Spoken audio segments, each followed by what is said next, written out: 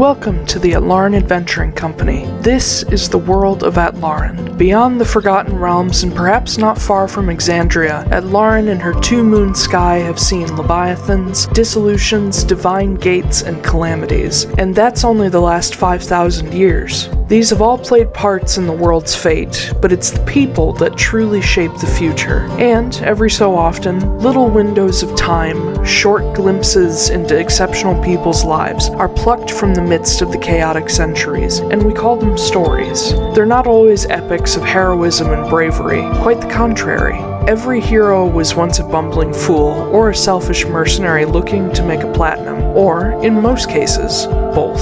But on a far smaller scale, perhaps it is time we look at the 300 years since our last story. Much of the world of Atlaran has entered an industrial age of machines, magics, gunpowder, and most volatile of all, the printing press. Factions and nations fight for political supremacy as much with blade and bow as paper and ink. But the machinations of nobles don't mean much to our crew. In this particular window in time, it is the year 501, and despite the advancements of the world, the Antarctic continent of Frosthold is still a little behind. A trio of wanderers have unknowingly taken up a mercenary contract together, intertwining their separate threads. Each seek a form of salvation in their own way. One must undo a mistake, one must find their strength, and one must find their true place. Scrappy misfits all. This is their story, pitted against a world of danger and rushing further into the unknown every waking moment.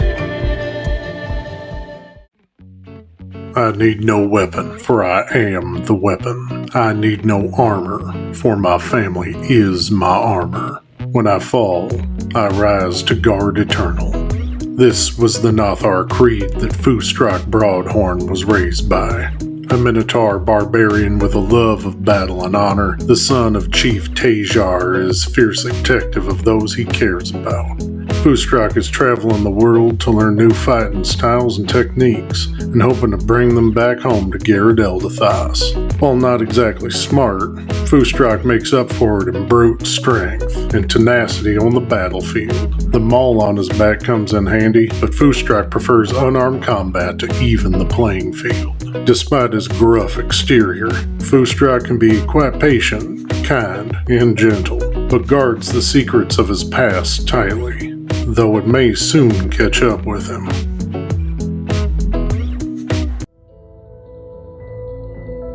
If you're ever in search of polite company and good conversation, perhaps Magda Wrenly won't be your first choice. If you have a problem that needs taking care of by whatever means necessary, however, you won't find a better mercenary for the job. Hailing from the beyonding woods of Amnoblin, Magda has travelled the world under the employment of the Atlaran Mercenary Company. She's a human blood hunter who acquires her abilities from special concoctions taught to her by the Guild of the Gate. While she has served the AMC for many years, anyone who comes across her may get the distinct impression she has no interest in niceties and kissing ass to rise through the ranks. Even so, Magda knows that in order to achieve her goals, she needs the AMC and the Guild. If she'll ever be able to stop looking over her shoulder and finally start looking forward, she needs to play the game. But she'll be damned if she lets herself trust anyone again.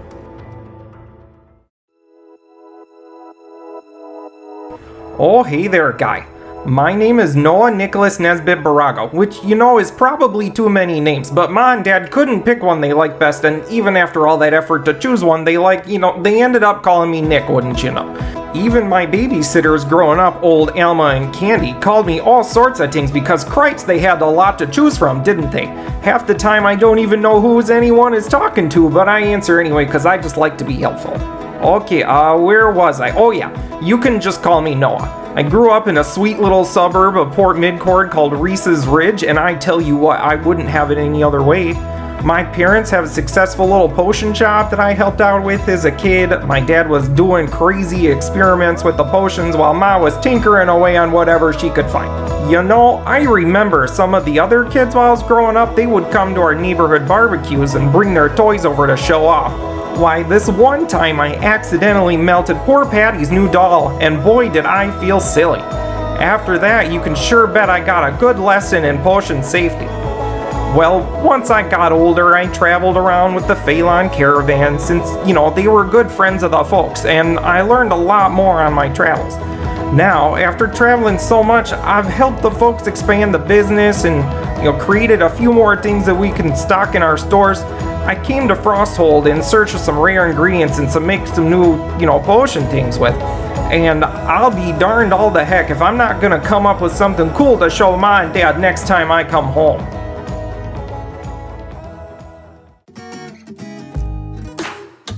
Vagrant, entertainer, gun for hire. Christmas Fortunemær has been known as many things and gone by various names, whatever suits him best at the time, to get to the next day, to the next job, to the next handful of coin. Christmas does not go out of his way to show cruelty nor kindness, and grants neither favor nor misfortune. He acts solely for his own interests, and only helps or harms others to further those interests. Though born far in the north under more privileged circumstances, an encounter with the chaotic magic of the Feywild set Christmas' path in a drastically different direction, a direction that changed him, both inward and outwardly. But with change comes freedom, and with freedom comes danger. Survival from one day to the next is both exhilarating and grueling, but Christmas has mastered surviving. Whether by the stage or a passing stranger's pocket, making it to the next day is his specialty.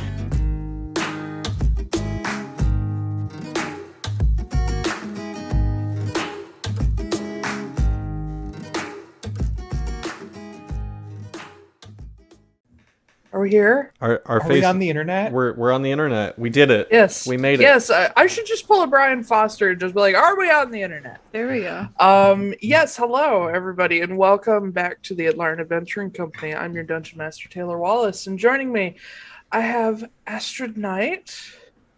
Hey. We're a little low energy today. We have Blake Wolfe. Mana. We have Zack Gale. Cool. And we have Zach Koop. I'm here too. Yeah. Hello, everybody. I am unprepared, even though I just sat here for the past 5 minutes. We had an extra week and everything. Yeah, I was writing all that lore that you stayed up late reading. That's fair. That's fair. So fuck you. Let's jump into the recap, shall we? Last time was our 10th episode of this particular campaign, Peacemaker. And y'all were in Bronstad Tower, thanks to the welcome of Devria and Aubrey Selbin. Magda, at Devria's permission, went into the upper levels of the tower to speak to one Kit of Volfira, founder of the Obsidian Collective, to pass on her concerns about a contracted weapons dealer to Leon Veneer, owner of course, Veneer Arms. You happened upon the end of a conversation, or maybe a telling off, between Kit and the Collective, at least some members of the Collective, as he reminded them of their true purpose as peacemakers, not bully appeasers. When Magda got a chance to speak to him, he seemed interested in your plight, but sarcastic as ever. Afterward, Magda encountered Christmas waiting for her in her room. Never gonna let you live that down.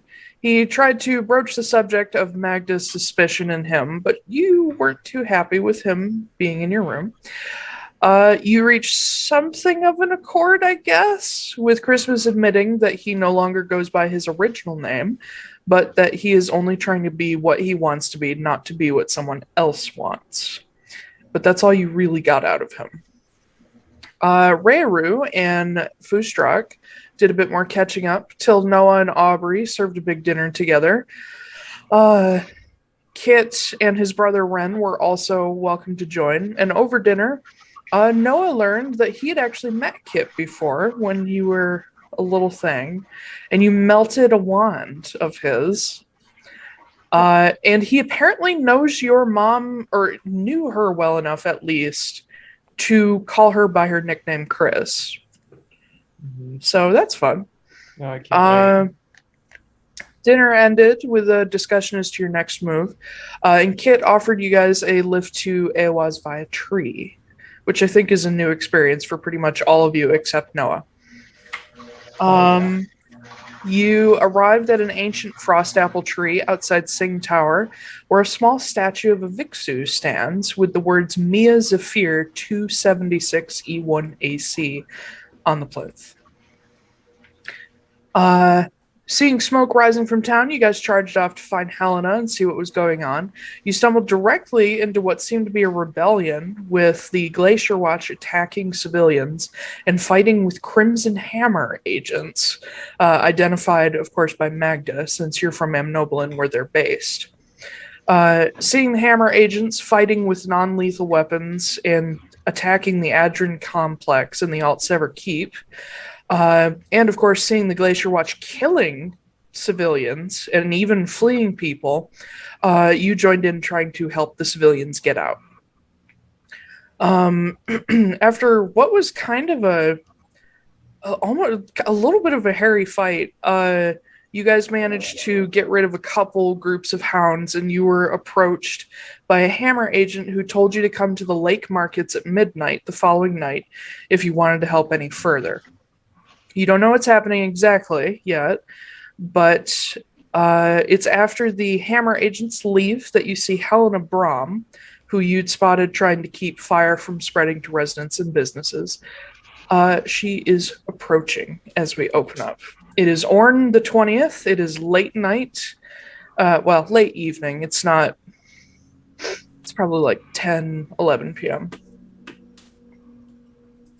And you guys just got done talking to the Hammer agent, and you see Helena Brom on her way to you.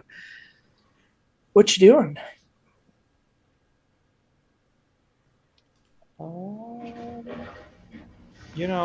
Just standing here, looking at all these dead bodies, maybe moving away from said dead bodies.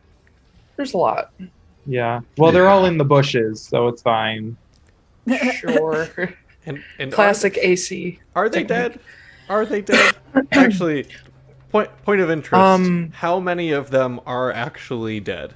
Yeah, you guys were trying to go non-lethal like the Hammer agents, so I would say like 1 in 10 are dead. But some of those deaths are civilians caused by the Glacier Watch.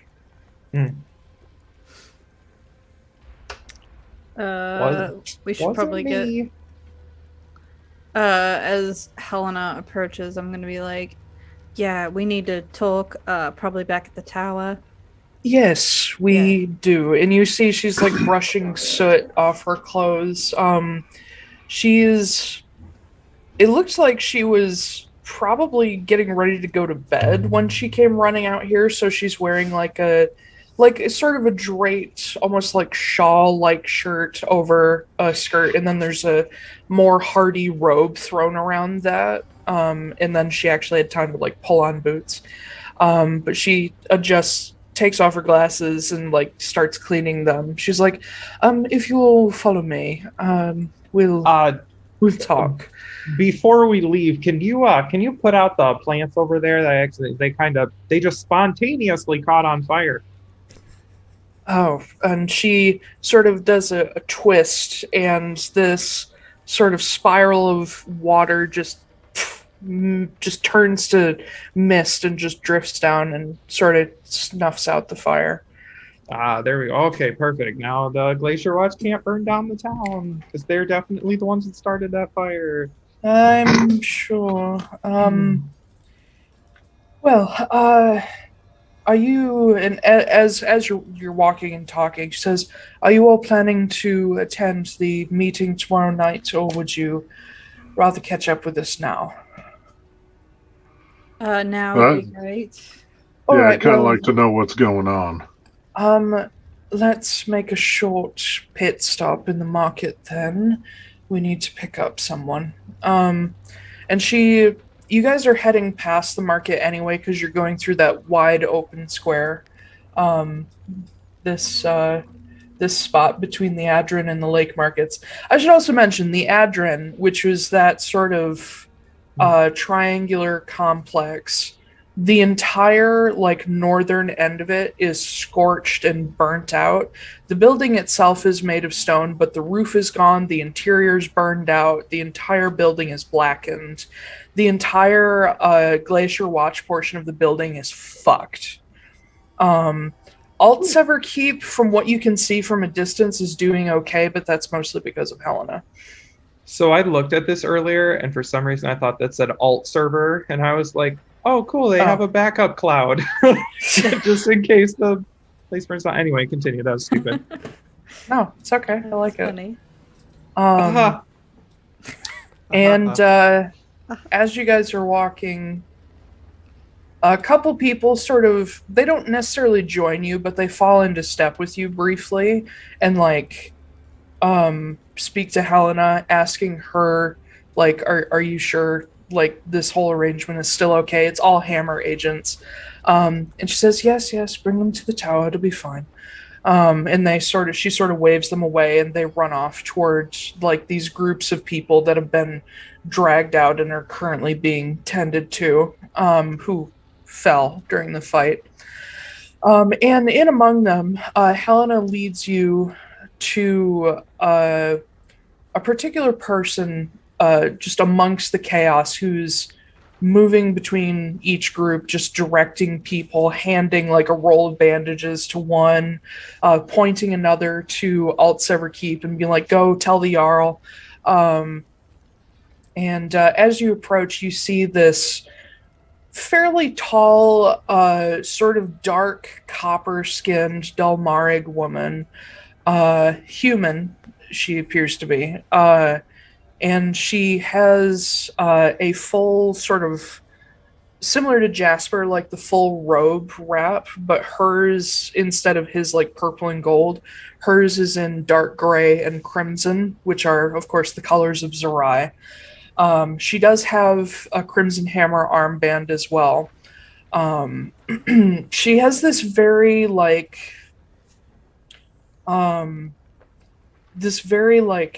almost timeless look about her. Like, you can't tell how old she is. She could just as easily be 20 as 50. You have no idea how old she is. But as Helena approaches, she stops and turns, and as she does turn, you get a look at this amazing physique of a true like fighting monk. And she looks over all of you and says, "Oh, all right. So you all are the helpers that popped in.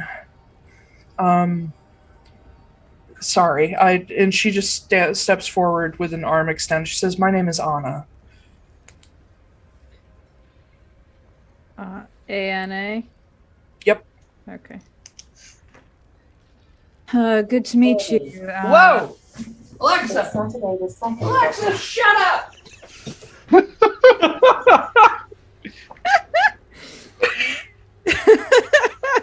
Sorry.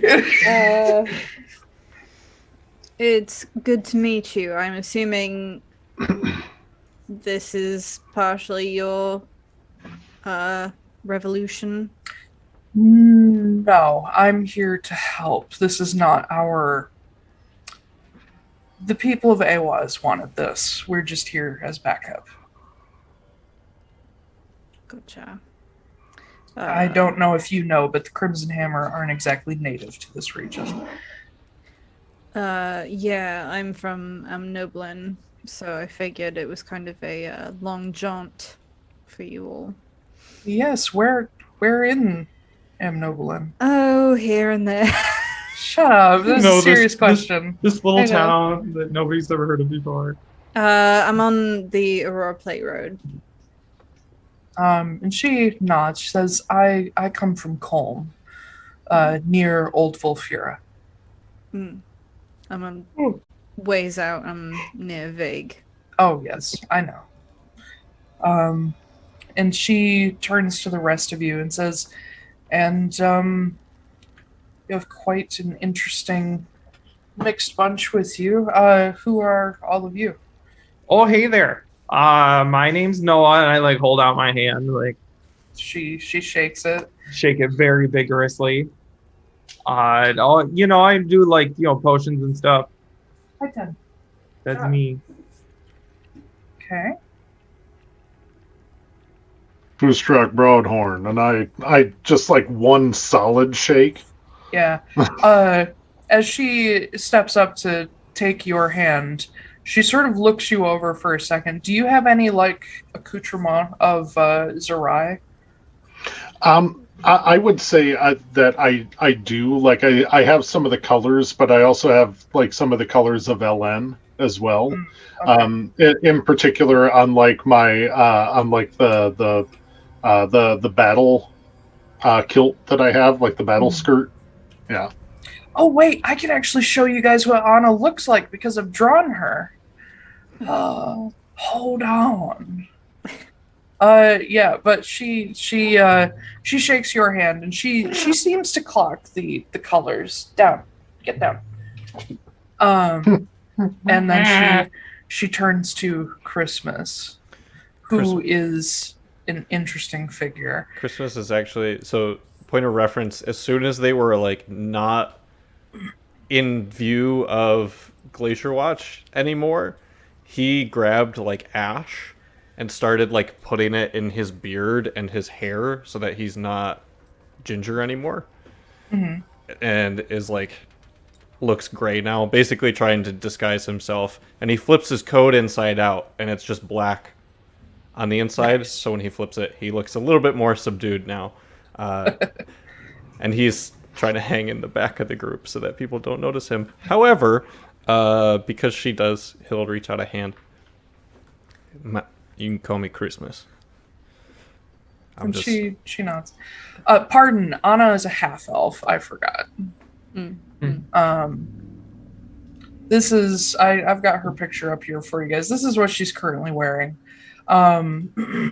There's other clothes hidden under all that, but this is how she sort of presents herself in a peaceful setting.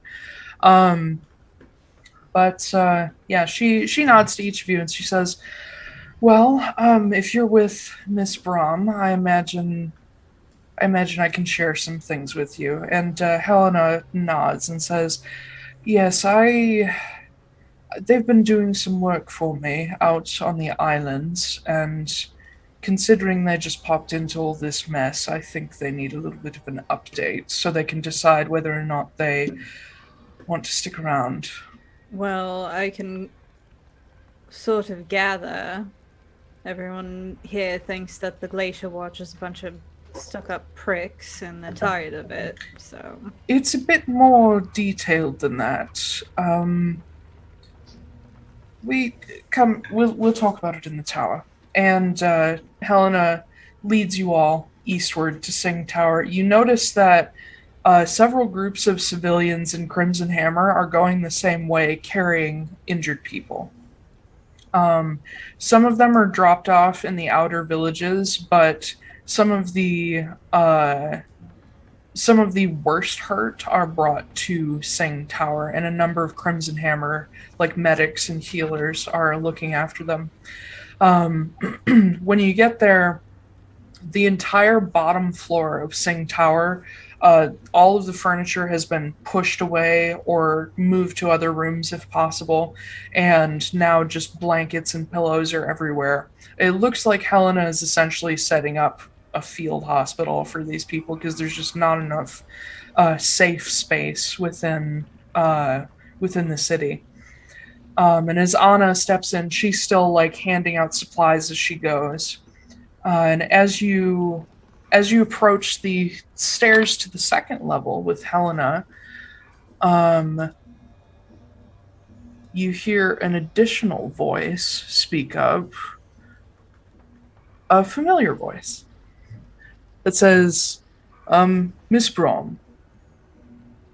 And Helena turns back, and you all see Walter Dine standing in the room. Nah! This fuck dick. And Helena turns and looks at him, and you see her brows furrow, and she says, what in the world are you doing here? And Anna says, oh, he's supplying us. Of fucking course he is. Of course. And Anna looks a little confused. She says, we do need to talk. Yeah, I feel I like think I'm we missing do. something. You definitely are. And Anna looks back down and says, what was... Oh, shit. What was... she says, Mr. Brent, please give us just a moment. And he nods and sort of posts up against a wall with his arms crossed as you guys head up to the next level. Does he give any indication of recognizing us after our confrontation with him? He acknowledges you guys, but he doesn't outwardly show. Like there's a nod there, but he doesn't show Anna and Helena that he seems to know you. Did he seem surprised that we were there? If he was surprised, boy howdy does he have a good poker face. Unless you want to make an insight check. I think I would. Actually.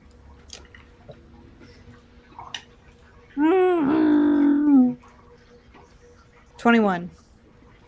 Damn. Surprise isn't the right word.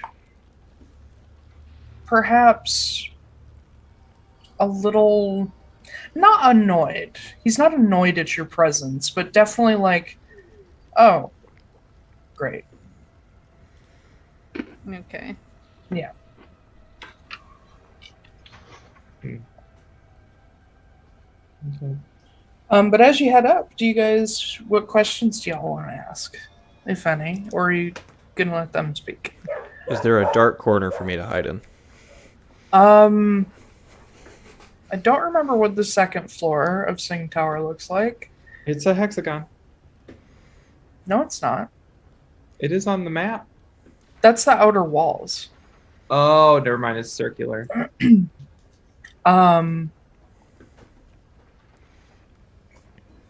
know what? They're going to take you guys up to the workshop level because I know what that one looks like and it has plenty of standing room. But yeah, Helena leads you guys up to the level that has like the table in the center surrounded by the library with all of her work. And as you get to the table in the middle, Helena sets her hands down on it and she sort of rubs her eyes and says, all right, well, You all didn't spend much time in the city last time that you were here. This has been a long time coming. Things have been not so wonderful with the particular local Glacier Watch here. The company, the group of Glacier Watch within the city, they've always had a history of being in people's pockets, so it's not surprising that they would get this brash. And Anna speaks up and says, let's back up a little bit. Do you guys even know what happened? I mean, I assume that, like I said, they're a bunch of assholes and people got fed up. Well, that at the core that's true, but a few hours ago, before you guys showed up, 10 people were executed. And none of them was guilty of anything worse than stealing food.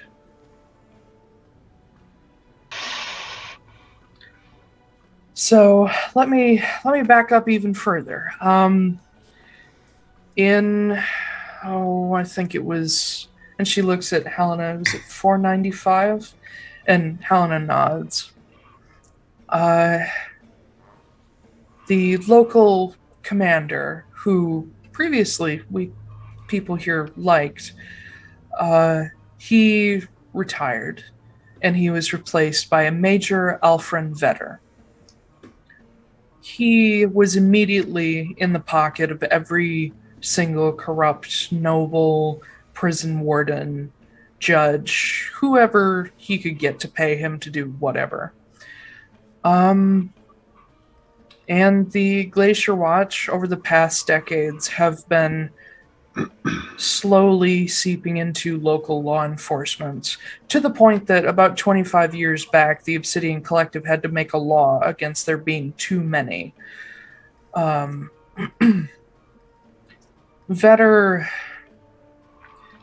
worked out a deal with the criminal justice system and with some businesses around the Runetown Ring and some mining operations across, even all the way over into Garrett Aldathas.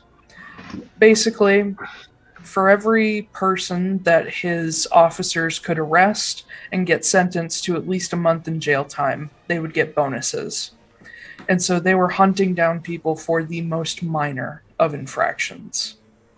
And then once they were in the system, they were sent away to farms and mines to work for free until their sentence was up.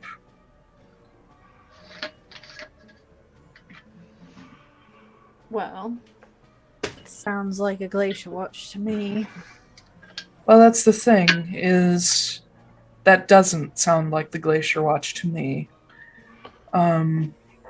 The leadership structure of the Glacier Watch, the Master General and the Brigadiers, they aren't like this.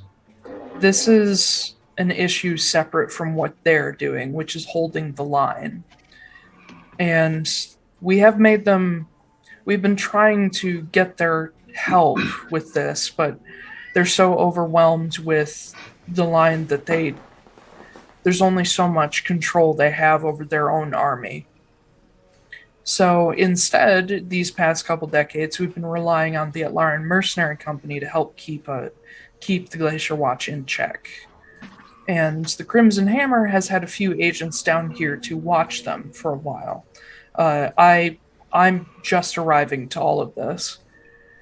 But the 10 people who were killed,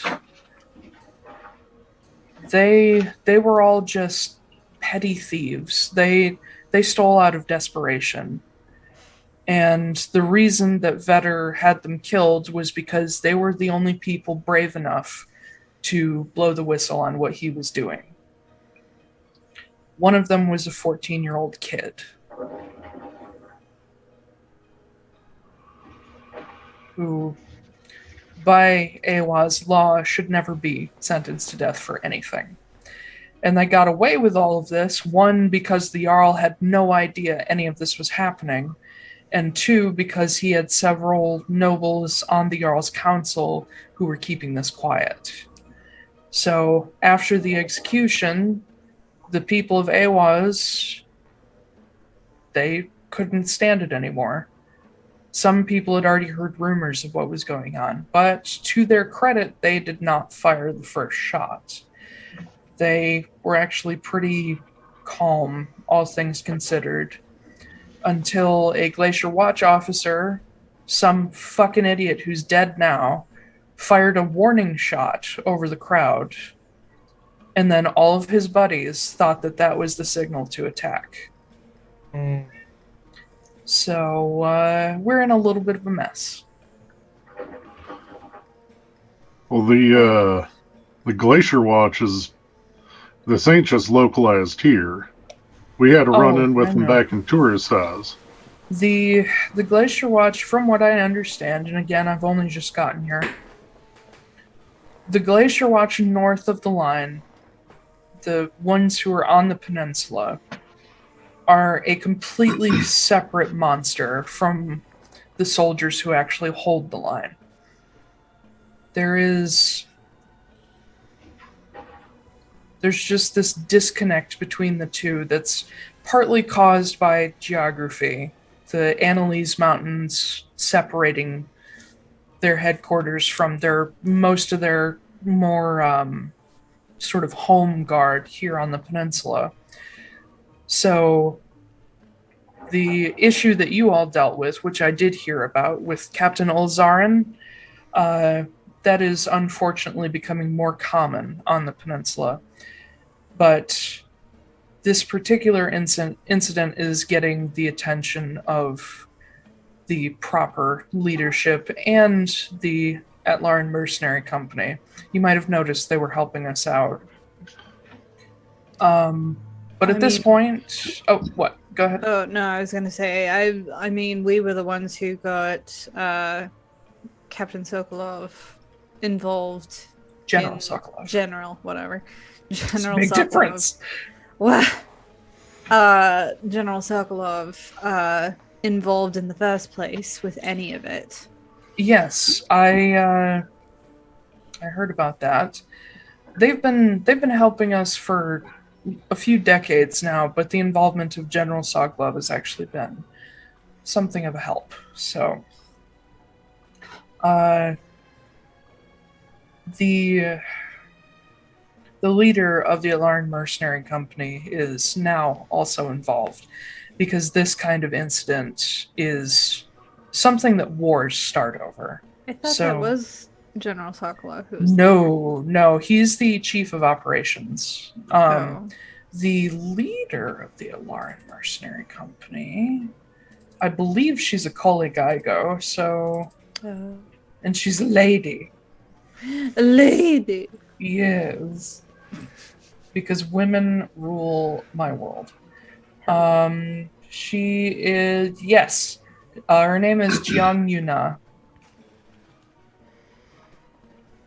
She is known as the Guildmaster or the Director. Okay. But she's the only person who can decide who the Legion gets hired out to. Indira Sokolov, yeah, he's the chief of operations. He's the one who actually manages the Legion. Okay. Yeah. Well, this might also be something that you should be aware of. And is there like a closed door between us and Walter? Yeah, you guys are also up several levels. Yeah, okay. Mr. Brents, as you so called him, is funding both you and the Glacier Watch. Not anymore, he's not. Yeah, right. No, I spoke to him about this earlier. And she digs around in like a satchel she carries, and she pulls out a letter that has a broken red and silver wax seal on it. It says, he actually gave me this, which is a letter from Leon Veneer ordering all sales to the Glacier Watch to be stopped. Can I see that, please? And she hands it over to you. Yeah. When is it dated? It is dated for Orn 20th. It was written today. Oh, God. Okay. What? I don't know. It's throwing me. How long ago did Walter arrive here? Because we encountered him Today. just earlier A today. few hours ago. Yeah. I think... And Anna looks at Helena, and Helena says, I believe he must have arrived within the past couple of hours. So I can't remember the name of the city that we were at. You're in Yara. Yeah. Yara. So we came from Yara today. And so did he. We arrived shortly before we showed up in the town, and we only got there that fast because we ran into Kit of Volfira. Is that it? Yes. Mm-hmm. He teleported us through a fucking tree, which was wild, let me tell you. Anna doesn't look that surprised, but Helena's like, oh. Okay. That is interesting that he arrived so fast. Yeah, and he's been doing that for the past month or so, all around the Runetown Ring. Yes, you And elsewhere. mentioned some concerns about him previously. And he... Did I tell... Fuck, I don't remember what I told everybody. Did I tell her about him being on the ledger for the boat. the boat? I believe you did. I know you acquired the ledger in Yeah. Eihwaz at the AMC office, but I don't know if you told her. Well, and I had her message Joan and... Oh, yeah. Yep, Dad, she knows. She so knows. She knows. Okay. So you don't think that's at all suspicious? How quickly he can move around. And then all of a sudden he's coming up and saying, oh, well, never mind. I'm solely on your side now. It is suspicious. And she looks at Anna, who looks a little confused by all of this. Says, there are methods of traveling that fast. After all, you all just saw one of those methods. I just don't know if it's him that can do it or if he has someone else helping him. I never see anyone with him. I do have just a couple of questions. Mm-hmm. Well, one of them is more of an observation, not a question. Walter Don seems like the kind of man who will look for a way to make profit off of the chaos of the world. And, well, I can relate to that in some ways. He has not shown himself to be dangerous to us, per se, mostly just to, well, the people of Frosthold. Where there is chaos, he seeks to make coin. So, if Leon Veneer has said that he's no longer to work with the Glacier Watch, I believe he will follow Leon Veneer. I don't necessarily know that Walter is going to be dangerous to us unless he sees a way to profit from it. A man like that doesn't have any allegiance to anything except money. He also did state that he was an independent contractor. He did. He wasn't selling to both sides under an order. He was just selling to both sides to make money. Great. My that still doesn't make me trust any allegiance that he holds at all. Does Magda look at the letter? Yeah. Because I can answer a few of these questions with that letter. Okay. If you open it up, it's written by AutoWriter because they had to make a lot of these. And essentially, it is a letter addressed to Walter himself. And you can see that probably an assistant wrote this, but it is signed by hand by Leon Veneer. You can see I don't have the exact contents of the letter, but here's the gist of it. Walter is being ordered to cease all sales and deliveries to the Glacier Watch, regardless of location. To, if possible, gain local aid from the Atlaran Mercenary Company to seize back weapons from the Glacier Watch. And to, let's see, what was it? I have some stuff written down here.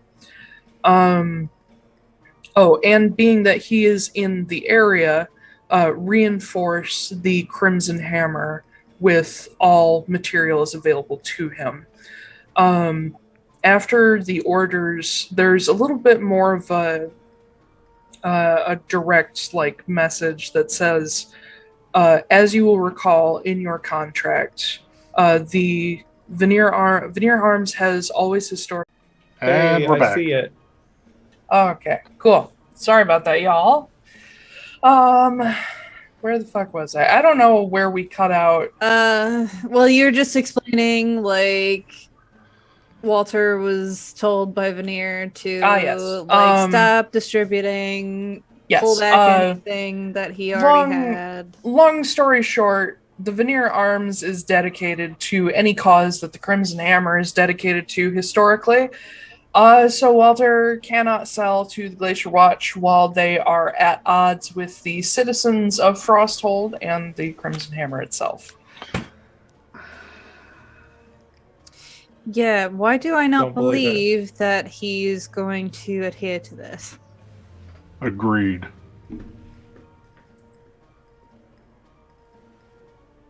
That's weird. Helena sort of shrugs. She says, I don't know the man well enough to pass any judgment on his character. You all seem much more experienced in that.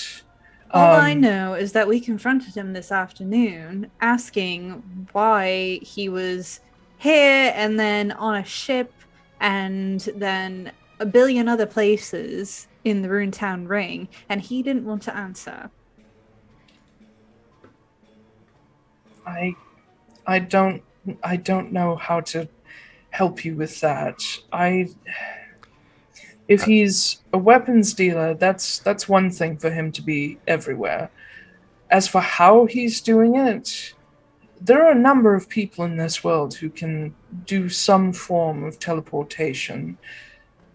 That doesn't necessarily make him worse for being able to move around. It's just what he's doing with that ability. I mean, you all have met... hold on. She doesn't know where you guys have been. So, no. Never mind. I do have... I might have some insight into that, though. But that also might raise some uncomfortable questions about how much you trust the other Arcanists. Well, it depends on which one. Well, we know that he has been approaching Arcanists and offering something very valuable in return for something. I'm sorry, sir. Who are you? My name is Christmas. Nice to meet you. I'm with these folks. You're the one who's been working with Javria. Yes. Are there any Arcanists that have the ability to teleport between... Well, most of us have access to something. Of course, that's more of Devria's specialty, honestly. I mean, she created her husband's moving spire, but I would be surprised most of us have something. I would be surprised if he was working with Devria, from what I know of her. But I'm just thinking it's possible that he has allied himself with one of the Arcanists that knows how to do this. Well, I mean, that's certainly possible. I think that's a theory, but we know that Devria didn't help him this afternoon. And so whatever he did to get here was not an Arcanist, unless an Arcanist gave him some sort of item that helped him or something like that. If he was working with the other Arcanists, why would he be going around to them trying to give them residuum? Wouldn't they just keep it? Exactly. What's he doing here besides helping the Crimson Hammer?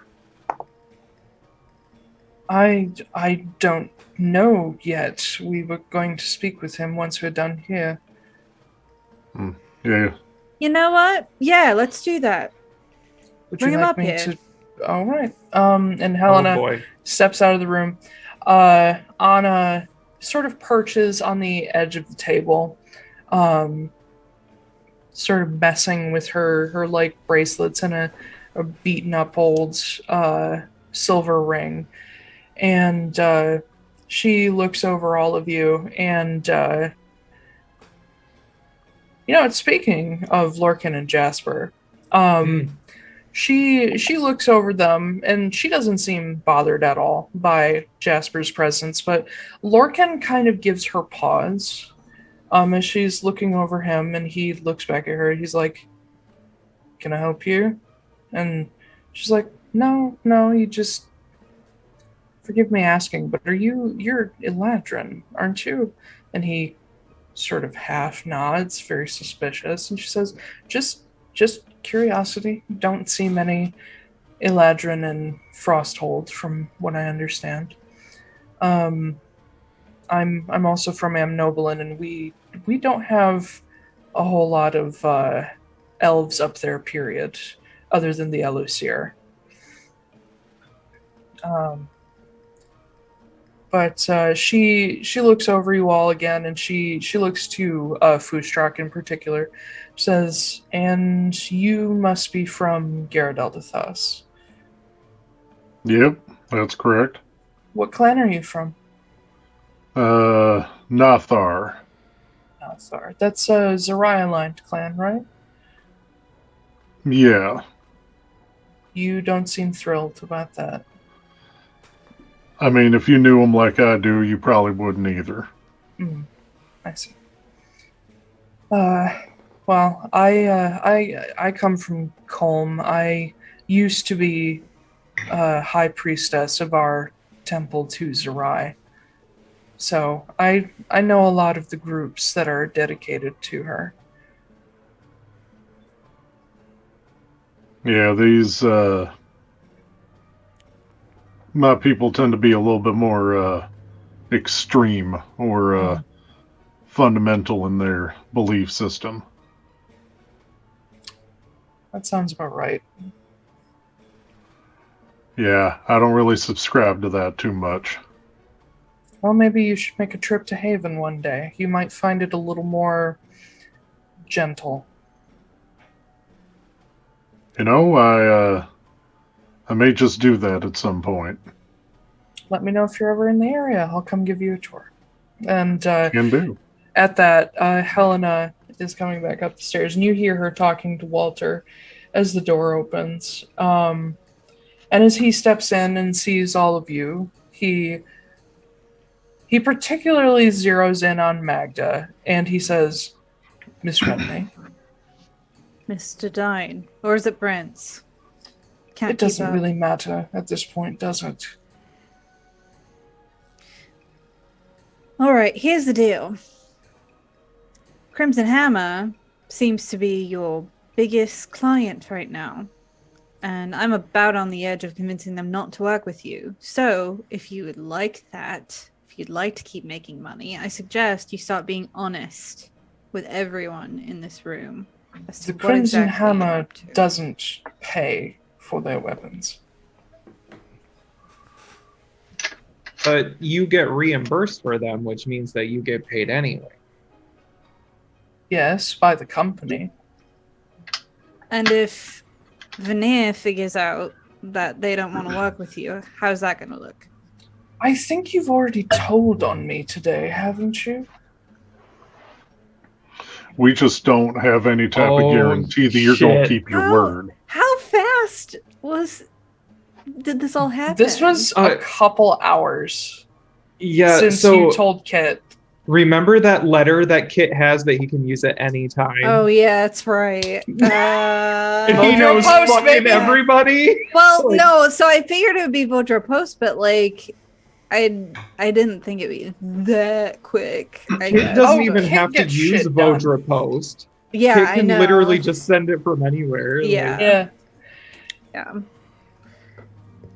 And he knows Leon personally, so there's no way that's not getting to him. Yeah. But yeah, Walter Wait for is Kit just to be on top of it. hell yeah. He has been so bored for so much of his long life that he's So just now like, he's just like, new project. a moment to stir the pot. Yes, I will take it. But yeah.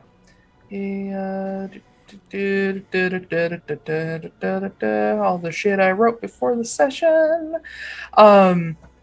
Yeah, he sort of clasps his hands in front of him. And he's dressed a little bit differently from earlier today. He has this very nice Constanian, like, long coat suit. And like the nice, like, crisp white shirt and like an ascot and everything. Tall boots. And he looks over all of you and says, "At the moment, I am here only to outfit the Crimson Hammer and, of course, Miss Anna of Colne, at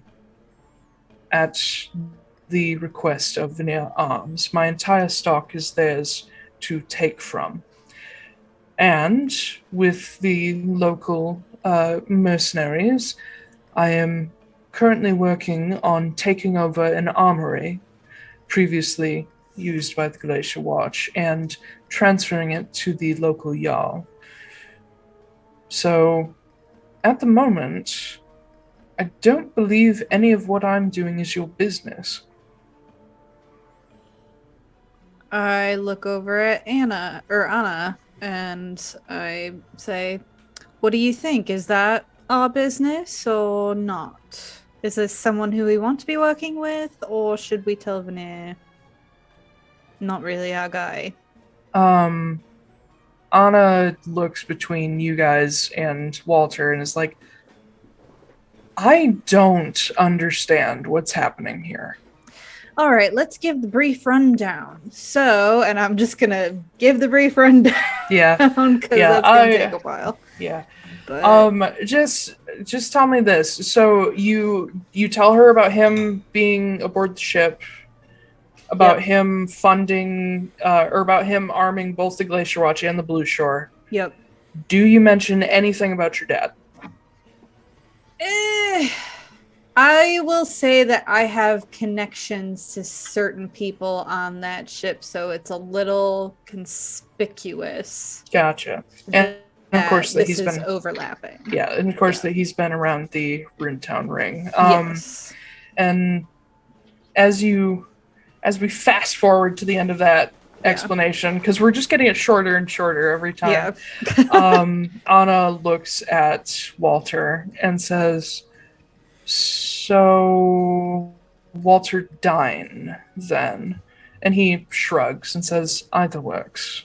They're both correct. Says, I won't say no to weapons from Veneer Arms because we need them. But this is suspicious. You understand that this is all very suspicious. And he again shrugs, says, I'm working. All of these places that you've seen me are for work. I am doing what the company has contracted me to do. Sans the Glacier Watch now. So you are on the ship then? That is you. I never said that. I already told you that I don't know who that is aboard the ship. Can I make an insight check on him? You can, but it's going to be harder because you've already asked this question before. The same day. Yeah. No, that fucking sucks. 15. Seems to be telling the truth. He says, I have sent messages to my assistants to see where they are. But as of this point, I do not know who's aboard that ship. Well, you said it was your business, right? Yes. So how do you not know? I can't control who is going around being a doppelganger. I'm looking into it, but at the moment, if you haven't noticed, things are a bit busy. But you were aware that it was happening? Once you told me, yes. No, So that isn't your business then? I'm getting two different messages here, I'm not sure what you're saying. Well, he was like, oh, that's my business. But he didn't know about it till today. Yeah. Yes, it is his business. Yeah. But he doesn't need you in it, is what he's saying. Well, no, that's not what I mean. I'm confused. So Ash is trying, like, he said that all of these places where he's doing business are his business. Like, he's actually selling things. And I think Ash is thinking that he is selling on that ship, or like it's part of the business, but it's something on that ship. But then he is like, "Well, I didn't hear about it until today." Yeah, because he doesn't know. He didn't know that his name is on that ship manifest until you showed. He doesn't know where he's doing business. Yeah, apparently. Yeah. Or That's if someone's why it's sounding soups shady. He didn't. All the other places you've heard of him being, he's like, yes, that's me. I'm doing that. But when you mention the ship, he's like, I have no fucking clue who's doing that. I'm looking into it, and I don't need your help. Is basically what he's saying here. So I have a follow-up question to all of that. How are you bopping around so fast? I believe that's also my business. It seems like if you were able to get around that quickly, you'd be able to figure out what's going on with that ship a little bit more quickly as well. Ships are constantly moving, and I have no idea where it currently is, so that's a little bit harder. Look, he has that kind of teleport. Helena. That's a much higher level. Helena, do you remember the girl that I had you send a message to the other day? Yes. Would you be able to send one to her right now? Yes. Great. Can you tell her to locate Walter Dine on the ship and confirm that he is indeed there? And she looks at Walter, who looks thoroughly unbothered. And she's like, oh, all right. And she can we possibly have like a physical description as well? Yeah. I believe I've already passed one on to you that is basically him. Well, let's just double check again, shall we? All right. And she draws the runes into the air and sends a message to Joan. And after a moment, she says that his door is locked. Tell her to open it. She's like, well, I'm waiting for her to get back to me. And Oh, after no. a couple more spells, she says, "Oh no, he's not there." Yeah. Shocker. I look over at Walter. Straight face.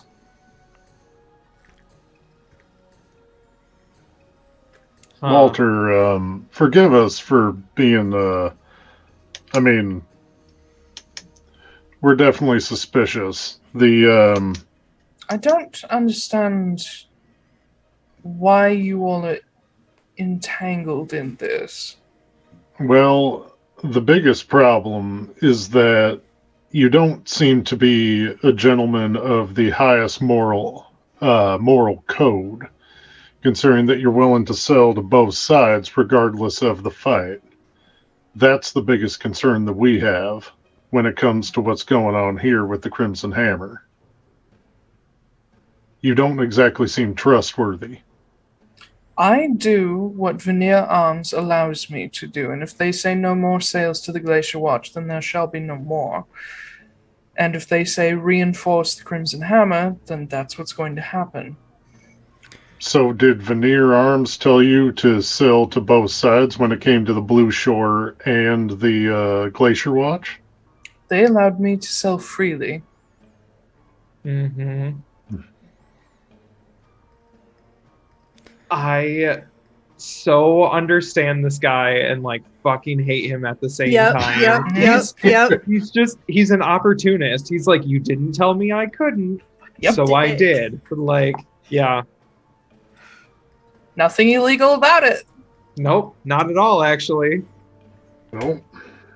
I'm also so I work frustrated. in insurance. Can you tell? Yeah, right. I'm also so frustrated because I'm like, this guy is my fault because of Marin.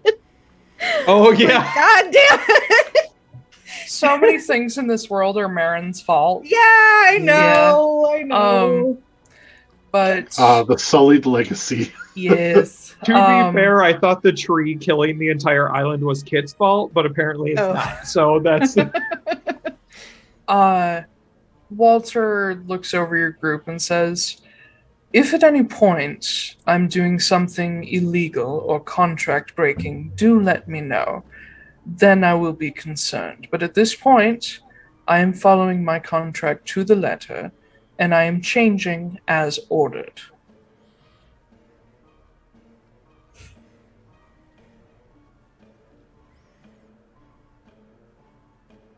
All right, just make sure that you stay to that, because otherwise I have the feeling that we'll all definitely be seeing each other again. Oh, I'm sure we will regardless. Probably. Let's face it, we get around. Yes. Well, unless you have another letter to send to Mr. Veneer on my behalf, I have some things to unload for the Crimson Hammer. Okay. Well, you go have a great day and make a lot of good choices. I'm sure. And he looks at Anna and Helena and says, "Where would you like me to offload everything?" And Helena says, "You can put everything on the second floor. We'll sort it out." And he nods and turns and walks out. And Anna says, "I get why you don't like him."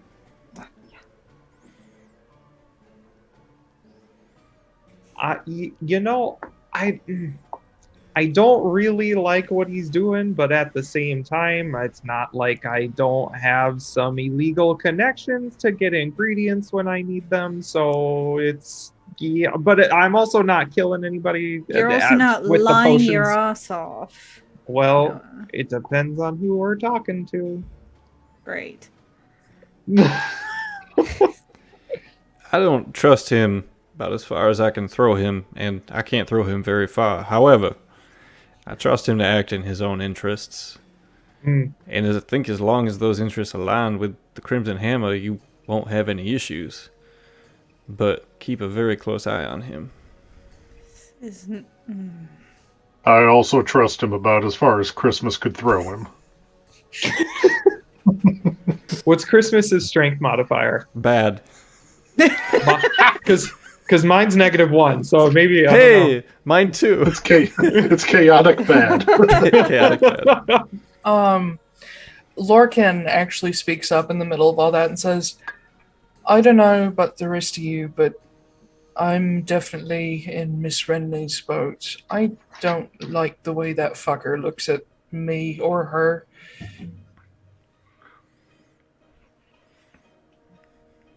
I think it's very. He kind of because like Noah knows about people with like teleportation spells and stuff like that, right? Okay. Mhm. He's like, so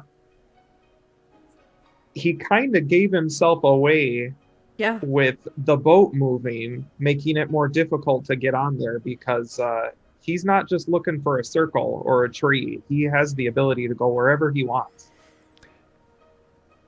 And clearly, that is him on the ship. That's really powerful magic. Yeah, that's like Elder Druid levels of... Mm-hmm. Oh yeah, we met one of those, like the super high Elder Druids. Well, sure. Actually, you know what? That's better. Yeah, compare him to Kit. That's... yeah. Makes him less scary. But yeah, that's a lot. Yeah. Which it just makes me slightly concerned when Magda pisses him off because he just blow up the whole tower and walk away. He strikes me as someone that's not very easily made angry. Just annoyed. I also don't think he's someone that it's going to be very easy to catch slipping up in any way right now. The only thing that we seem to really have on him is, he looks over at Foostrak as he says this next part, the moral high ground. But that doesn't do us a whole lot of good if he is keeping everything legal. Yeah. Yeah, that's... He isn't staying here tonight, is he? Helena says, well, he's certainly not staying in my tower. Good. I don't know where he's staying. Good. Because if he was staying here, we were going to leave tonight to Mannaz. Because I'm not getting anywhere near him, lest I try to murder him, and then he'll probably murder me. Because That's probably a good choice. Yeah. You all are, of course, welcome to stay in the guest quarters. The lower floors are being used for all of this. I guess at this point it's sort of rebellion. There are a few details that we still need to share. The major who started all of this, he has a number of very powerful people at his back who are trying to, at this point, depose the Jarl, and we believe that after this riot, he will double his efforts. So Eihwaz has a bit of a fight ahead of it, one that I'm sure we can win, but it's just a bunch of rich assholes trying to take control of everything. And we have the Atlaran Mercenary Company and the actual leadership of the Glacier Watch on our side. So I think we can handle this, but it probably is best if you all leave tomorrow morning before things really kick off. Fine by me. Well, we also need to catch you up on everything that we found out on the island. Yes, such as how you got to Yara, though I imagine that might have been Aubrey's doing. Yep. Yes, and she sort of glances around and says, everyone's busy, so why don't I go make some tea and perhaps a small late-night meal for everyone, and we can talk before you get to bed. Okay. And Anna says, and I have a lot of work to do before dawn, so good luck to you all. If you're headed to Mannaz, tell Alistair that Anna says hi. And just be careful. It's kind of dangerous in the southern Runewood, but you should be okay. And she takes off.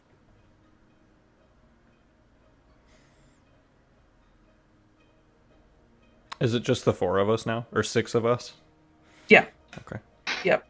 Helena basically, similar to Deveria, says, please don't wander into the higher levels of the tower, but y'all are free to move around. I believe the guest quarters are on the 4th floor.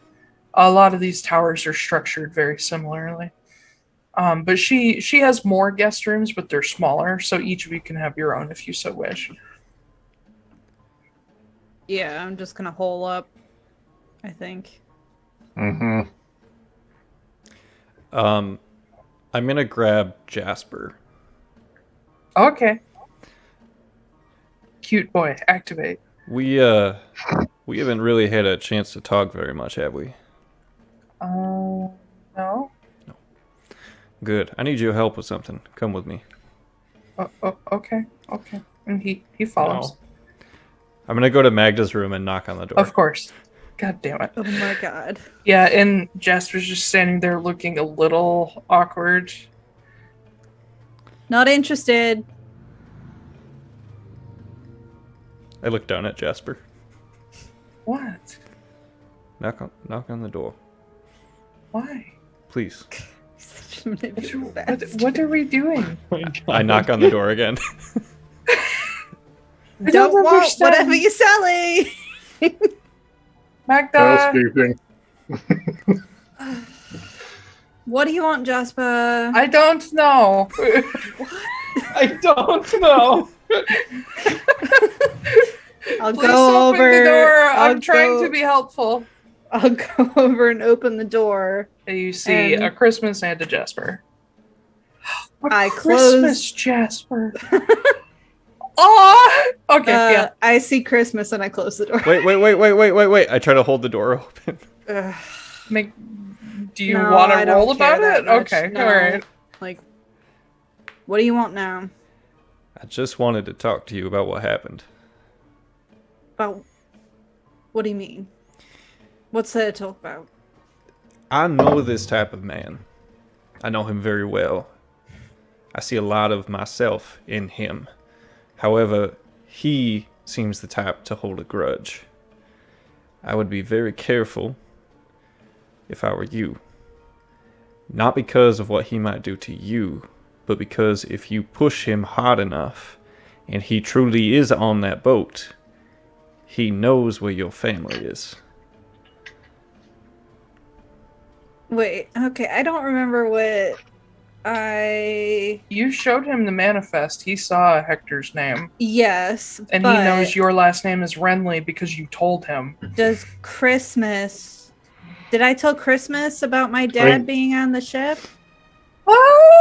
I feel like it's He's been overheard mentioned it a at few some times. point. It's come up like 4 times since you've had that Yeah. thing, so I think at some point it has.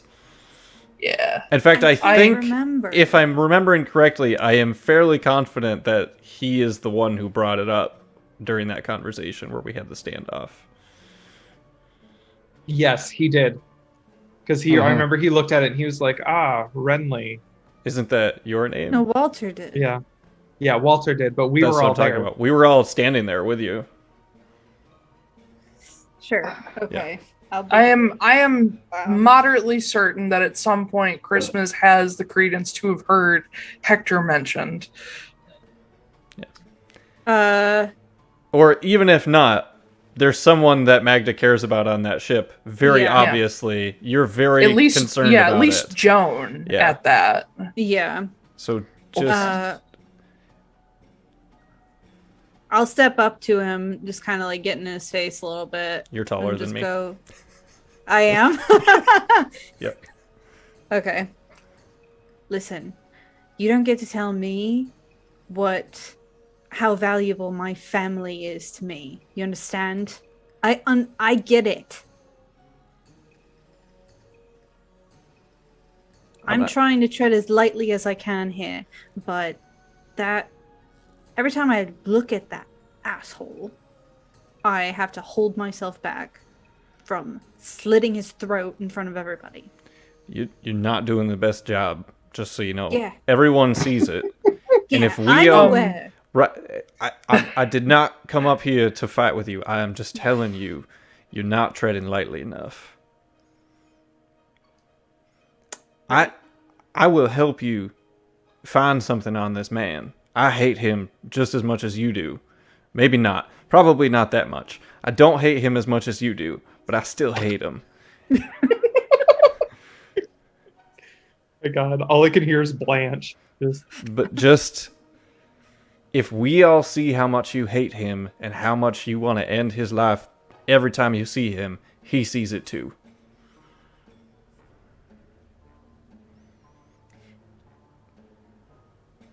So, if you two are so similar, why do you hate him so much? That is a really good question.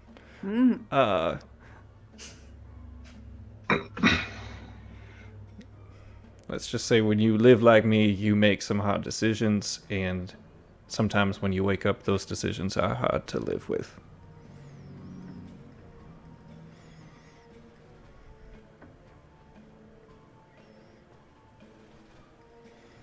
And also, I don't think him and I are exactly the same. Let me be very clear about that. Him and I are very different. And Jasper speaks up and says, yeah, he's a little bit less of an asshole. Just a little bit. I don't know you well enough to say for sure yet. Just a little bit.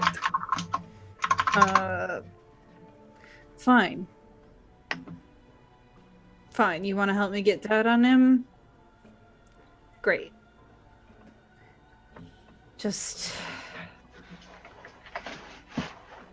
Fine. You can stick around, I guess, if you want to help me do that, but... Well, without you guys, I have a very hard time getting to Mannaz. So... prove yourself useful, and maybe you can stick around after Mannaz. We'll see how I feel about that. Jasper, did you want anything, or did he just use you? I think get I am a into my room. shield. I think I'm a shield. Great. Well, this was a lovely conversation. And Jasper hugs your leg. I will give him a little pat on the head. I ain't gonna hug you. Yeah, don't. Yeah, Jasper looks up and says, "You're not allowed yet anyway." No. Good evening, and I will turn around and shut the door. Yeah. And Jasper looks up at Christmas. Thank you. Tell me what we're doing next time.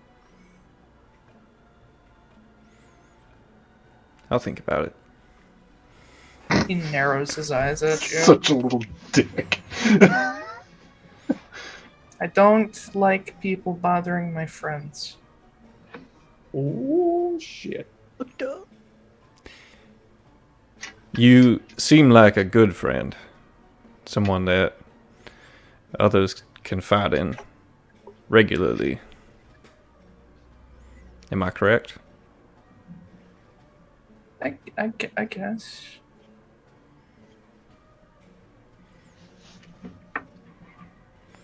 Was she as mean to you when you first met her as she is to me now? Yes. She was? Okay, good. She hooked me through the leg and pulled me out of a tree. Jesus Christ.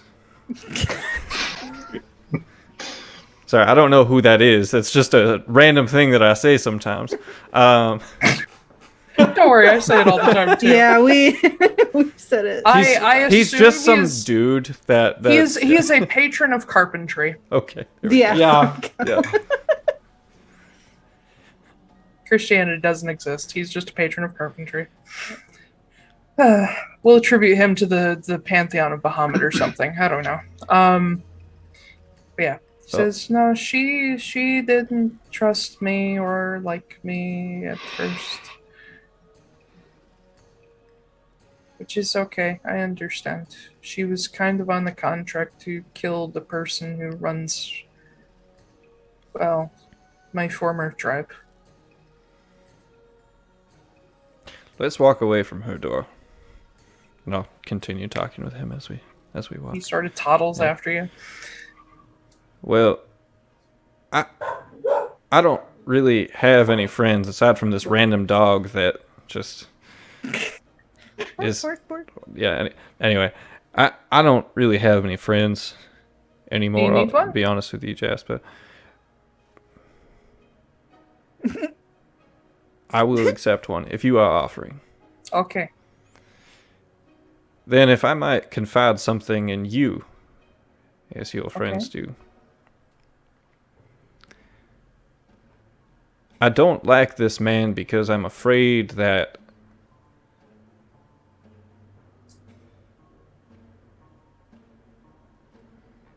I don't want to become him.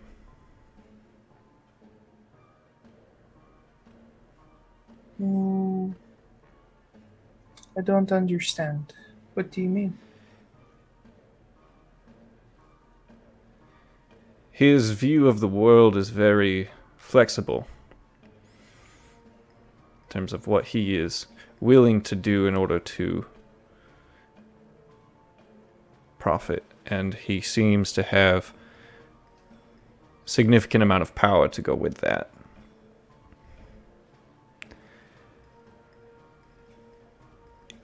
And I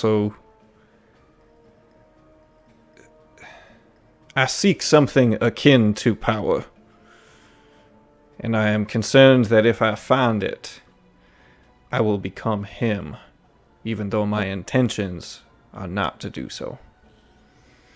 Well, I've always found that people who are worried about how good or at least how ethical they are, those are the people who are the least likely to turn bad. Because a bad person doesn't question their morality.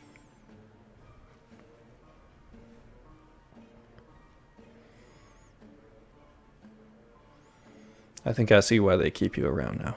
Thank you. I don't know. Sometimes I have thoughts and sometimes they're okay. What are you looking for? I saw you talking to Miss Ray about Thunar?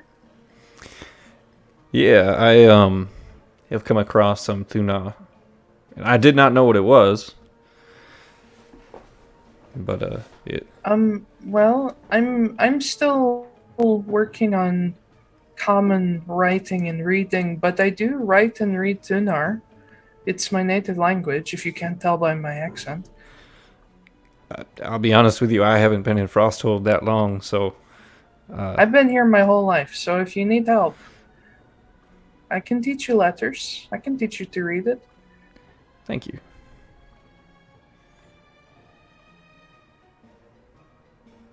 I feel like there was something else I wanted to say. I am here 24/7, 24/5. What does the 7 stand for? No, I don't know. People who believe in this Jesus Christ character seem to think it's important. Oh, God. I'll tell you what. If I remember it, I'll bring it up later. But I'm really tired right now, and I need to...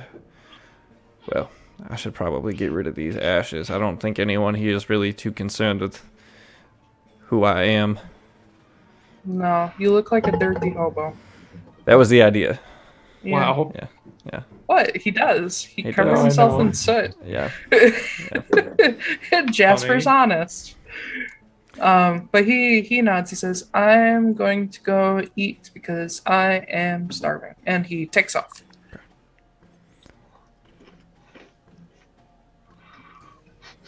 It's time for bed. Okay, You've been replaced, Foostrak. that's not true at all. Anything Noah or Foostrak or Magda want to do before sleepy times? Go ahead. Mine's quick. I was just gonna have probably followed Helena down to the kitchen to help her out, and then Okay. yeah, that's pretty much it. I don't think I have anything else to. Oh, geez, let me make you some potato salad. No, I know a lot of people. Yeah, you do. Do I know just a general thing? Does any of this sound like any of the stuff that's happening sound like some of the worst parts of the Obsidian Collective that I've heard about? How so? Like, I assume I know the story about I can't remember the stave that like went bad. Vesper? Is it Vesper? It wasn't Vesper who went bad. It was Yulia Hartstead. Yeah, but then Um, the stave like was still having a rough time afterwards. The like Yeah, that was Vesper. Okay. I don't know. I guess I was thinking like because he seems so involved in the Obsidian Collective, I just want to make sure that it doesn't seem like one of them is pulling a string in the background or something. I mean, other than Leon, Walter hasn't really shown any connections to the collective yet. That's fair. I was thinking of Kit, but they're not really connected. He just told on him. Yeah, no. Walter Okay. doesn't know Kit, as far as you guys know. Gotcha. Um, The only other thing I wanted to ask Helena is if I could make another one of those enlarged potions.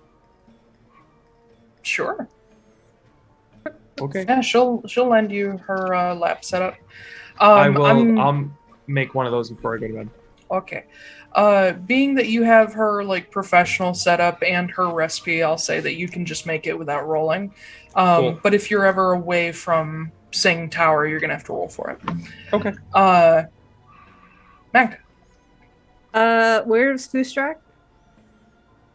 it is the Foostrak. So I think Foostrak is probably sitting on a landing on one of the sets of stairs. Probably a little bit further up, but not too far. Like he doesn't want to piss off Helena, but like just kind of like sitting on his own, just kind of thinking. Okay. You'll find him if you wander around long enough. Yeah, I'll wander around. You're like, hey, big guy. Hey, little lady. No, don't. She's Well- not a little lady. We'll work. there, She's little tall. Compared to him, she I is. mean, yeah. Yeah. We'll Ugh, workshop. she's no Nora. Yeah. No. We'll God, you're workshop so that. thirsty for that woman. I'm sorry. Oh my god. Yeah. So this is it's kind of like anyone can just walk by us, right? In this area, right? I mean, you're in the upper levels of the tower. There's nobody really up here. Okay. I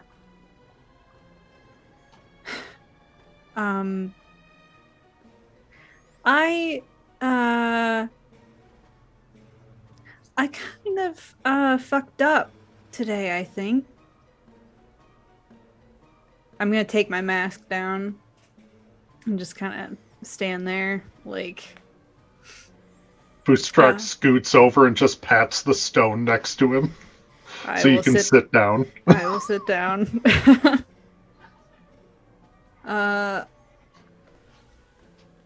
Everything with Walter has been terrifying me, so I sent my dad a letter. And it wasn't nice.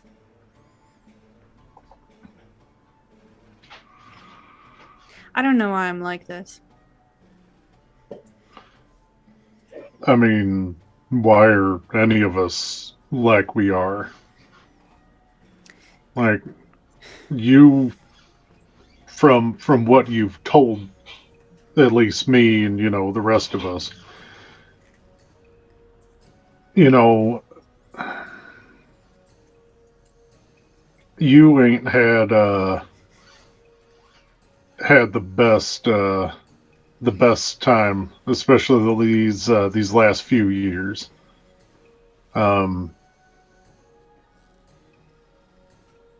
I mean, honestly, I think that mostly you just blame yourself. You're just mad at you.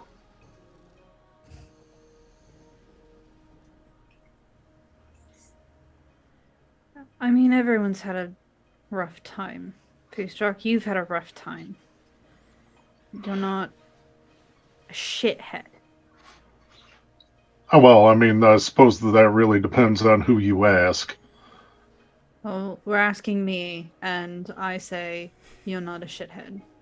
No, I had the feeling that if we ever get to meet some of my extended family, that you will probably hear a vastly different opinion. Yeah, well, they sound like shitheads, so... On that, you and I are at least, 40% agreed.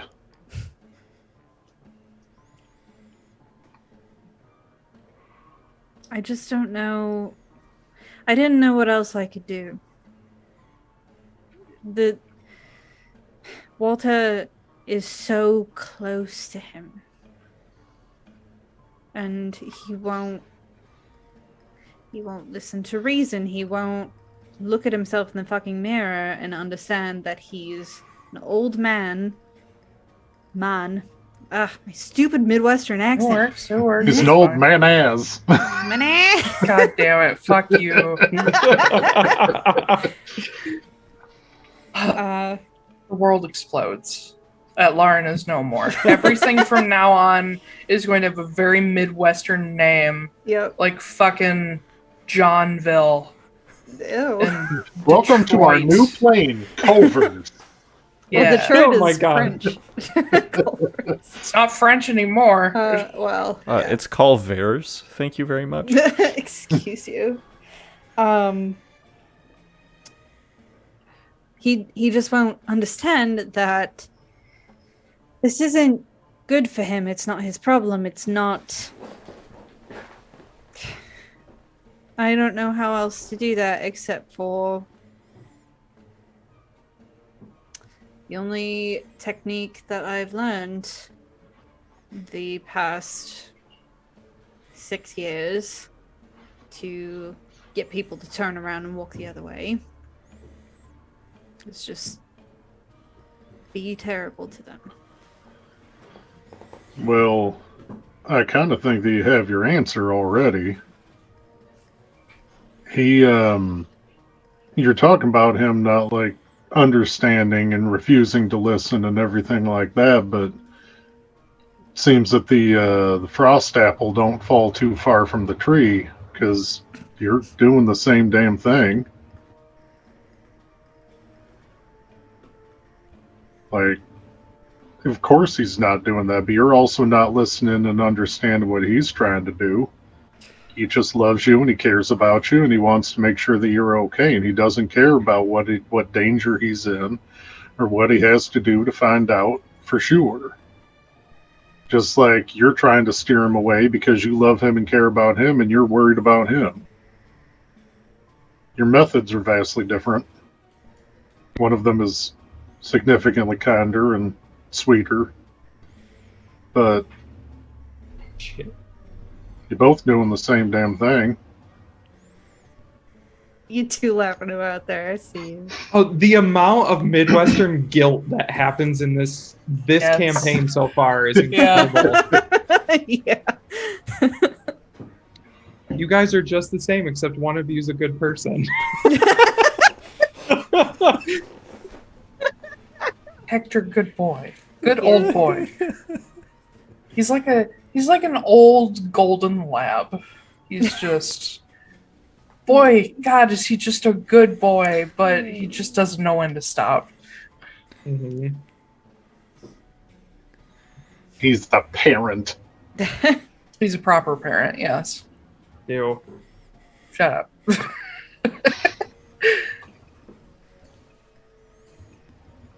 I don't think that makes what I do any better. I didn't say it was.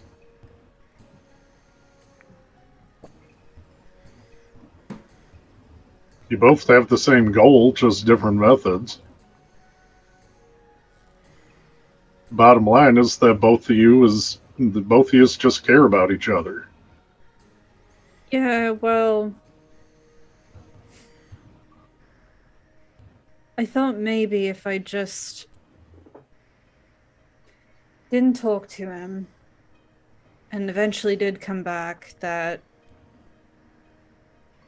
maybe he could eventually forgive me. You know. But now I just keep digging myself a bigger hole. Well, I think that if there's one thing that I can tell,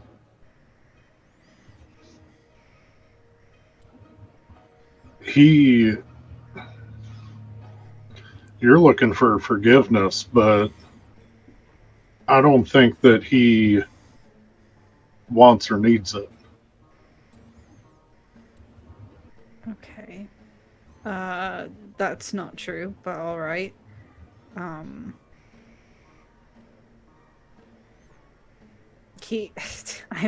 was awful to him.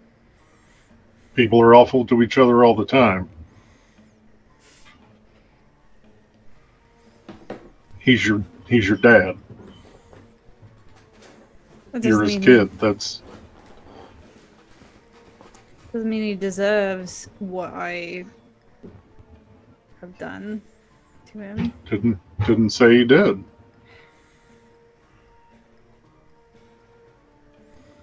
It's just If he wanted to hold a grudge and if he wanted an apology, he would have said, "She owes me an apology," or he wouldn't even be coming and looking for you. okay, so maybe it isn't that I want him to forgive me, because I fucking know he's going to do it, but it's just I'd still have to look him in the eye. You know? Yep. And I thought that, you know, getting rid of whatever the fuck this demon or whoever put on me. I thought that would make it easier, but now I just keep doing more stuff that is making it harder.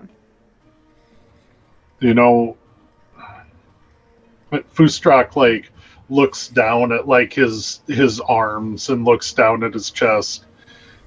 And he just goes, you know, the funny thing about scars is that they heal up, but they itch sometimes when it gets cold out, or if they get chapped, or if, they just get irritated if they rub on something. Scars on the inside are similar, but they don't really heal up right. You know, you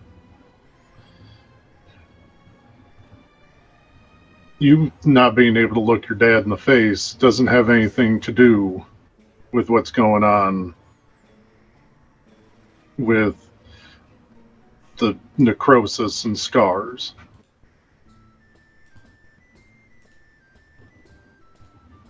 You can't look him in the eye because you feel bad, because you feel guilty. Until you learn to forgive yourself, then you ain't going to be able to look him in the eye. You just want to be somebody that he'd be proud of. And if there's anything that I've learned traveling with you these last few weeks, it seems that he already has a whole lot to be proud of. That's bullshit. I don't know. You went down into a fighting pit with me, held your own. I got real big, which was fun. That was But pretty fun. I also know that come hell or high water, you're somebody that I can rely on.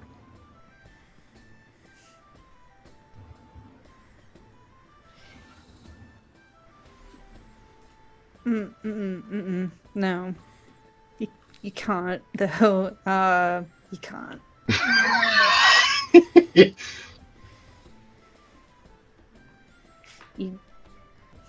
Maybe it seems like it now. You know, like that we're all friends or whatever, but there's gonna come a time where I'm gonna fuck something up and you're going to regret you ever said that, so. I don't know. I don't think so. Well. At that moment that you guys become aware there's somebody around the corner. Oh god, who? You don't know. But your passive perceptions are high enough that you are aware that somebody has come up and stopped just out of your sight down the stairway. I pull my mask up really fast and like stand up really quickly. And You want to step out from around that corner? You see a little orange kobold poke his head around. Hey, buddy. Hi, Jasper. Are you okay? I'm fine. Oh, we're just having a family meeting. And Oh my god. he sort of toddles up the stairs and plops himself down on a step like below you guys. He hasn't been there he like literally just got there. That was what I rolled for. It's like, okay, what are we? And he looks at Magda. He says, "Are you okay? I'm fine. I'm okay." You're a really bad liar. Thank you for that.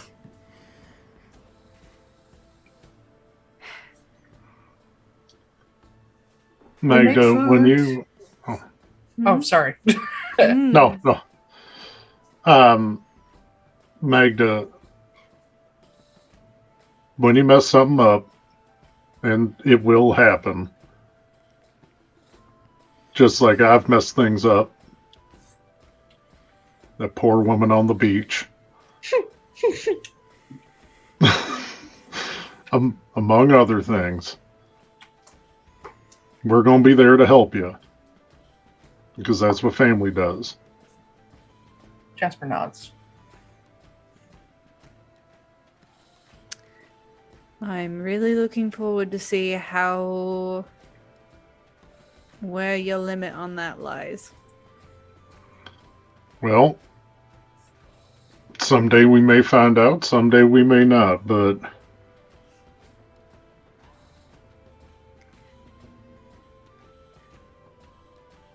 As long as you don't hook me out to a tree again, I think we'll be okay. I'm not gonna hook you out of a tree. I'm sorry about that. You don't have to be sorry. I am. So. Okay. Apology accepted and appreciated. Huh?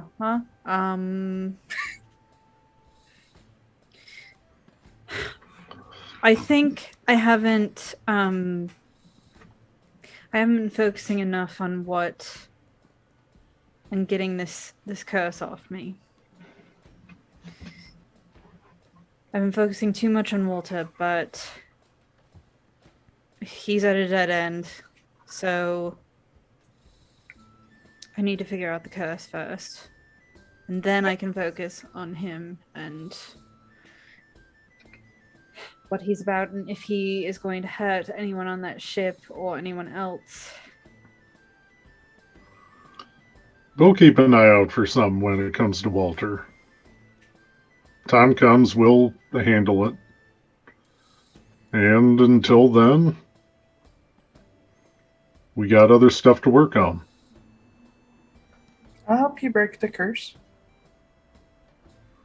Thank you.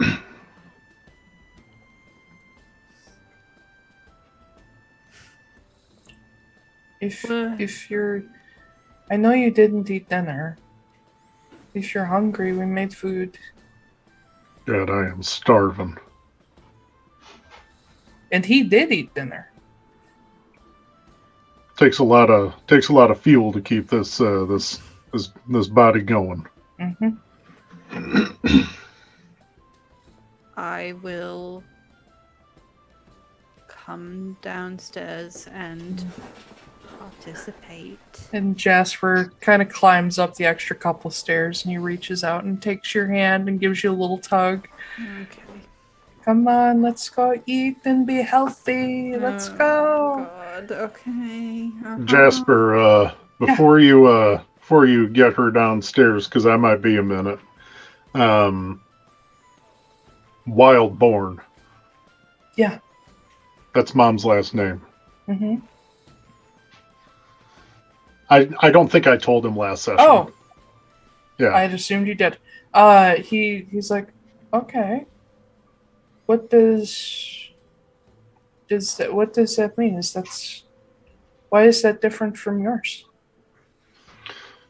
Well, I mean, she used to go by Broadhorn back when I was little sometimes, but seems my family is a little bit closer to Arborea than I thought. That's the old family name.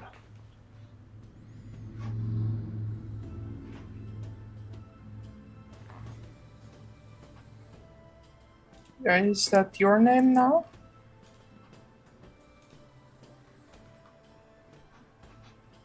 I think it might be. Okay. A name should be something you're proud of. Yeah, and as proud of my horns as I am, I'm not really proud of the man that gave it to me. Or the people.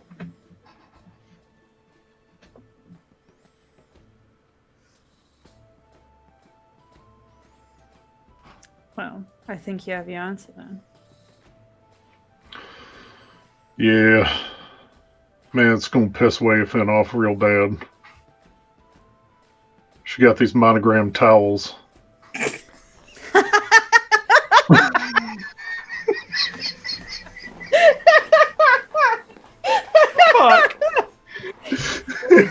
God. That was so unexpected. Oh my god, yeah. Oh, It was the most un-Waifan thing I've ever heard. But Jasper They were a nods. wedding gift. Yeah. Yeah. Jasper nods and says, "Well, you know, I was thinking about it a little bit earlier. After, you know, the whole fight in the streets and things. I have a few more ideas, maybe for my name. Do you want to But- share? Huh? Do you want to share? Well, I can't be a Blue Shore anymore. I don't want to be a Blue Shore anymore. Spending so much time with you guys made me realize that as much as I loved them, they were not my family. They treated me like I was useless just because I needed some help. And I'm not exactly the smartest, but I'm not useless.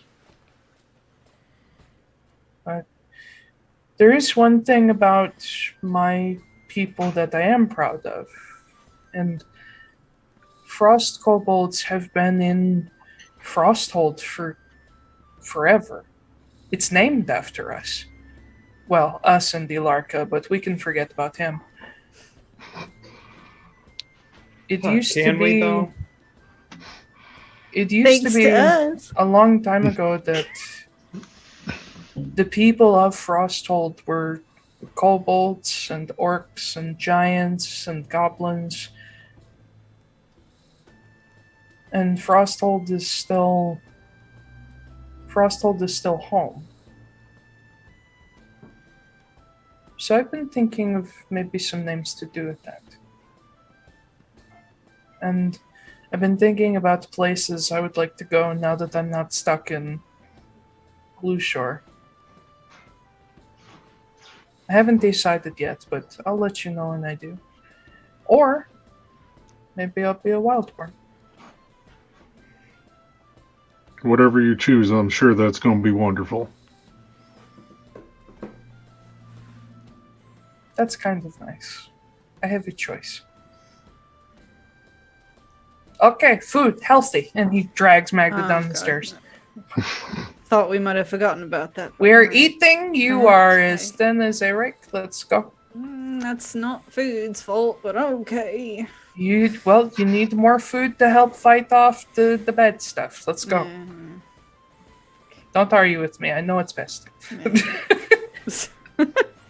But yeah, you guys head down.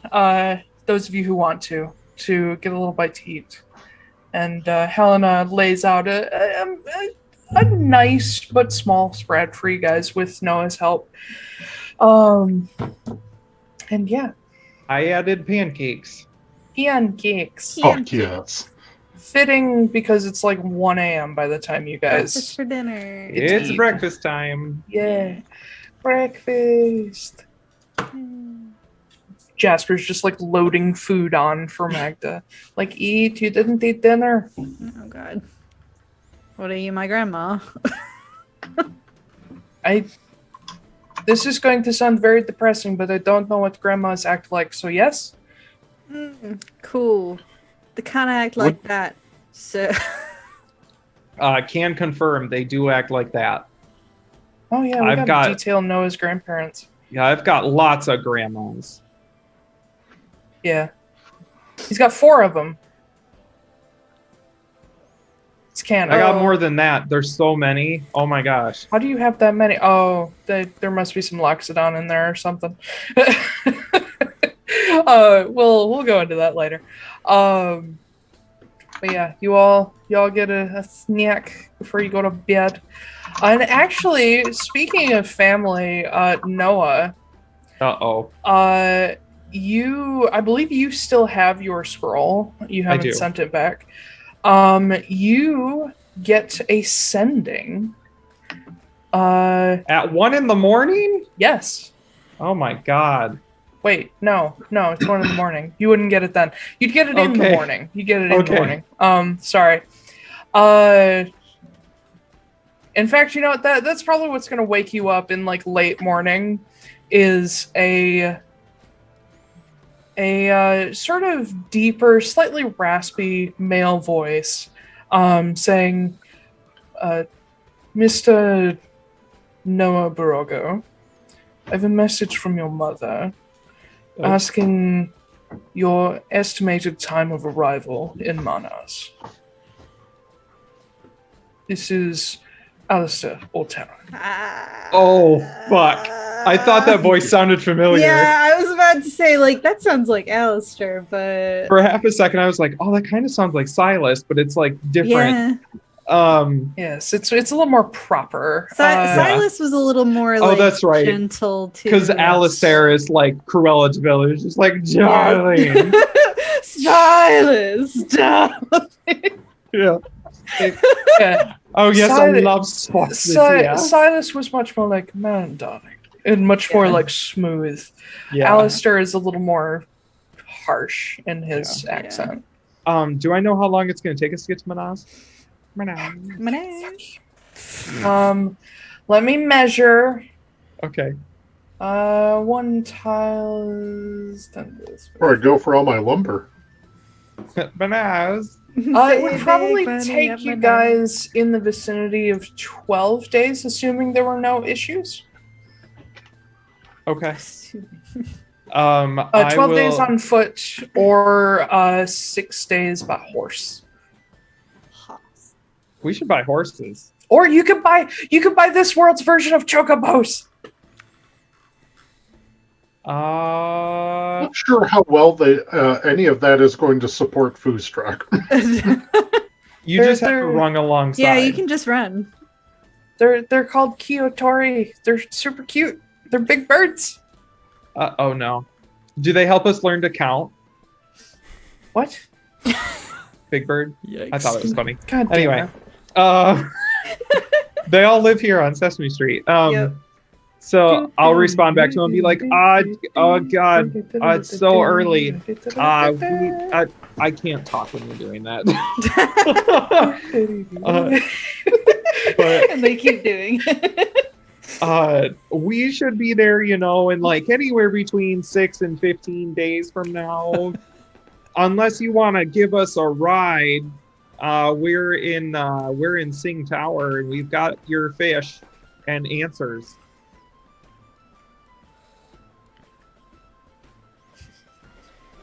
Get your fish in a bra full of salt. I can't wait to hand that to him. And he's just like, oh. It was just like, oh, I haven't seen one of these in 300 years. It really hasn't, though. Yeah. Okay. Haven't seen one of these since Wedna. You do not get a response. Okay. Wow. Wow, Alistair's a dick. He's busy. He shouldn't be that busy. He could have given us a ride, but nope. If you desperately want to ride and skip all this beautiful world I've created for you, you can have Helena message him and be like, Man, hey, speaking of about that Midwestern ride. Guild. Yeah, right? Shit. Man, I'm not going to stop you. What's really between here and Mannaz? Nothing. Like, Experience Runewood. points. Experience points. Yeah. Yeah. The Runewood, and there are things between Eihwaz and Mannaz. Trees. Trees. More than that. Birds. Skinwalkers. There are birds. Random encounters. Skinwalkers, Yeah. random encounters. Screaming remember owl. when we came Blood across fountains. Remember when Oh, we yeah. came across the goblins having a fashion show? Yeah. That's what's- true. that's what's in the That's Runewood. true. Bunch of Okay. fucking pine goblins. This has to be like an Elder Scrolls game. I need to gain at least 3 levels if we're going to be going Go through the on foot. Like that's Right. before we get We're there. not gonna gain 3 levels in the woods. We're gonna. Then So what we're I gonna do? quit. As soon as we're outside the wall, we're gonna crouch and we're just gonna go in sneak Yep. mode all the way. It's gonna take 20 days to get there, but we will have maxed out our stealth by the time we get there. Okay, but seriously, Yeah. what do you guys want to do? As you I'm good either gather in the way. morning for breakfast. Yeah, let's go down to breakfast. And actually, think about what you want to do, because we're going to jump on break. Okay. We will return at 1:18 p.m. Eastern. Not that we Also, have don't anybody forget to from long the other rest since we coast. slept. Oh, yeah, that's right. Yes. I already did mine. Long rest yourselves. All my spell Long slots. rest yourselves. Long rest, ye very gentle. Oh boy. Oh, god damn it. Lord. It's Lord. October. All right, we'll be back. Bye-bye. Okay.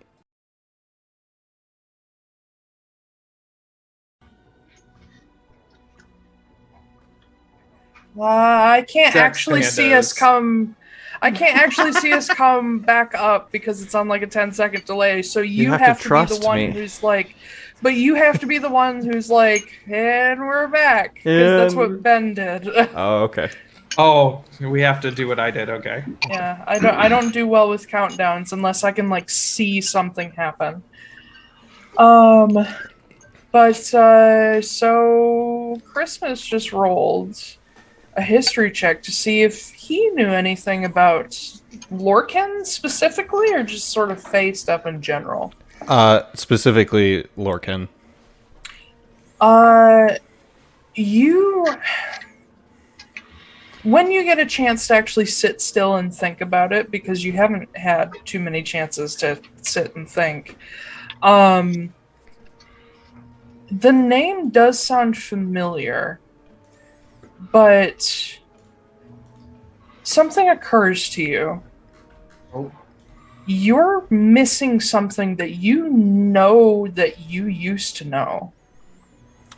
Ooh. Not to do with Lorcan. Now he's just somebody you used to know. Yeah, no, it's not to do with Lorcan. Like, the bits about Lorcan you can remember, but as you're like, okay, Lorcan was a minor archfey of the Summer Court in service to...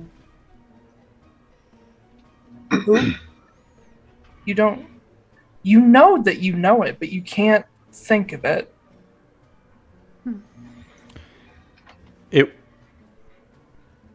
It's like something has been clipped out. It's not Titania. No, you know the name Titania. Okay, gotcha. But Lorcan is connected. There's also a lot of missing information about Titania for you too. Okay. I saw that but you name know- in his. You know there's a cross connection there. They're connected to the same person. But it's just like you knew the name, it's just gone. You even know that they had multiple names. I sure do. But it won't come to you unless somebody tells you you can't think of it. Interesting. And Titania, who is by far the most famous of Archfey, there's so much missing about her that you swear you used to know.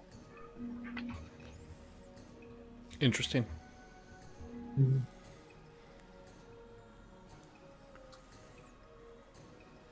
But as for Lorcan, you do recall his name is Lorcan Shea Uluk. Was a minor archfey. And he is one of very, very few archfey to be mostly, like, his hands are mostly clean. He's not a killer. He's more of a trickster. But he, again, minor. So there's not that much you know about him. Got it. He doesn't seem... I say this with all the love in the world for my NPC. He doesn't seem incredibly important to you.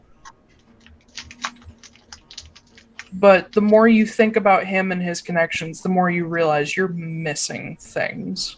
Okay. Good to know. When I was reading the recap of like the whole thing, I was like, I feel like that's something I probably should have been like, Eladrin, Lorcan. Maybe that came up at some point in my backstory that might have something to do with that. But And I'm sure if you've looked into the Fae for long enough, you've found something about Lorcan. right. But yeah. Anyway. Ben, I have a question for you. Did Indeed. Noah ever do a detect magic around Walter at all? I feel like No. I was gonna say I feel like I did, but maybe I didn't. Okay. No, I couldn't because I had used them all up. Oh, okay. Ben, is your microphone fucked? No, I moved it away so you couldn't hear me Oh. chewing. Okay. Might be. Sorry. Everybody with misophonia, warning. Oh man, I was here for the ASMR, but I guess I can Yeah. just not do that and play D&D instead. Yeah, nobody wants to hear me chew. And it's like one of those foods that's like kind of wet, so it makes a gross sound. I was looking up because sometimes if like a TV show or something interests me, but I'm like, I don't know if this is like gonna be a gore fest or something because I don't like gore. I'll look up like, that and see if there's anything like that in there. So I was looking something up for Squid Game on Netflix. yeah, which turns out probably not a show for me, but it looked cool. But the first result I got when I typed in Squid Game, Squid Game. The first thing that I found when I typed in Squid Game triggers was a Reddit post that was like, the misophonia in this one episode in this one scene was so bad because this guy was chewing. And I'm like, that's not really what I'm looking for here, guys, but all right. Oh, is that what that is? Misophonia, yeah. I didn't know the name of it, so I thought it was like you meant that the mic wasn't matching up to my voice or something. I learned that from Brennan Lee Mulligan. I don't like listening to people chew, but it doesn't like make me. It doesn't squick me out. I just don't like it. Yeah. I mean, It depends on how they're chewing. Yeah. I can't stand to listen to people eat like squishy stuff, but if it's crunchy, I'm not bothered. This is squishy, so it makes squishy noises. Anyway, we're not going to think about that because in college that was bad for me. But tis the morning of Orn the 21st. It's late morning because you guys had a late bedtime. That cold pizza looks so good. It's semi-warmed up.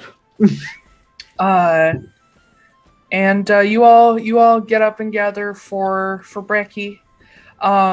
The lower two floors are busy as shit because weapons being passed out, Crimson Hammer everywhere, people being treated that were injured. You see Anna is up well before all of you guys. You're not even sure she slept. Helena gets up a little bit after you guys. But when you all wake up, there's just sort of like a general, there's like a general breakfast just being made for everybody. It's really more lunch at this hour, but they're just sort of raiding Helena's stores to be able to feed everybody. Is it buffet style? Kind of. Yes. It has to be. Oh, what you got over there? You're just gonna go take a gander at what you got in here. Oh, just let me sneak right by you. Yeah. But yeah, Noah, you got your message as you got up. I'll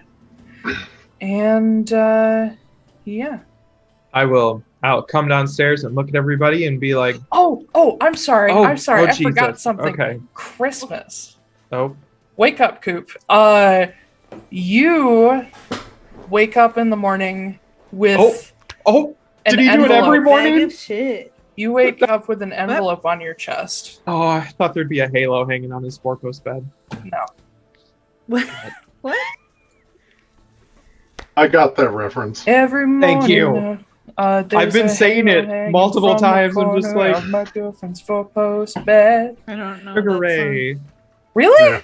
Oh, the Even I know that song. I don't know the lyrics to it. I just know the like. Oh my God. We were born in the same year. I know. Hey, I never said that I was smart or paid attention. We never feel said like- that you weren't smart. It's Sugar Ray. I feel like that automatically makes my IQ lower than yours. Yeah. My I hair's only know it frosted. because everybody listened to it all the time. I don't listen to it myself.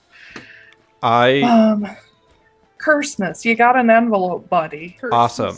I'm going to remove myself from the envelope. I'm Just going let to it fall on the bed. Yeah. Yep, and let it fall on the bed, and I'm gonna go get Noah. Okay. Oh, okay. He doesn't trust me. Yep. Good morning. He's like Hey. wearing just like shirt, pants, none of his fancy get up or anything like that right now. Okay. You are able to detect the magical essence and things, correct? Yeah, I suppose I can do that once in a while. Yeah. Wonderful. I need your help. Oh, okay. Sure. Okay. Cool. I bring him to my room. I point out the envelope. Take your time. Just Okay. I will say that this is obvious. You don't need to check for this. okay. The envelope does not have any return address on it, but it is marked Vodro Post, and it just says CF on it, and it is dated for today. Can I give it a once over to see if it looks magical before I cast the spell? Sure, make me an Arcana check. Okay. Let me pull up my Arcana here. It's 7. It does not appear to be any kind of magical, just looks like paper. Okay. Well, it looks like you got a letter over here. It looks like we just got a letter, and I wonder who it's from. There's no return address.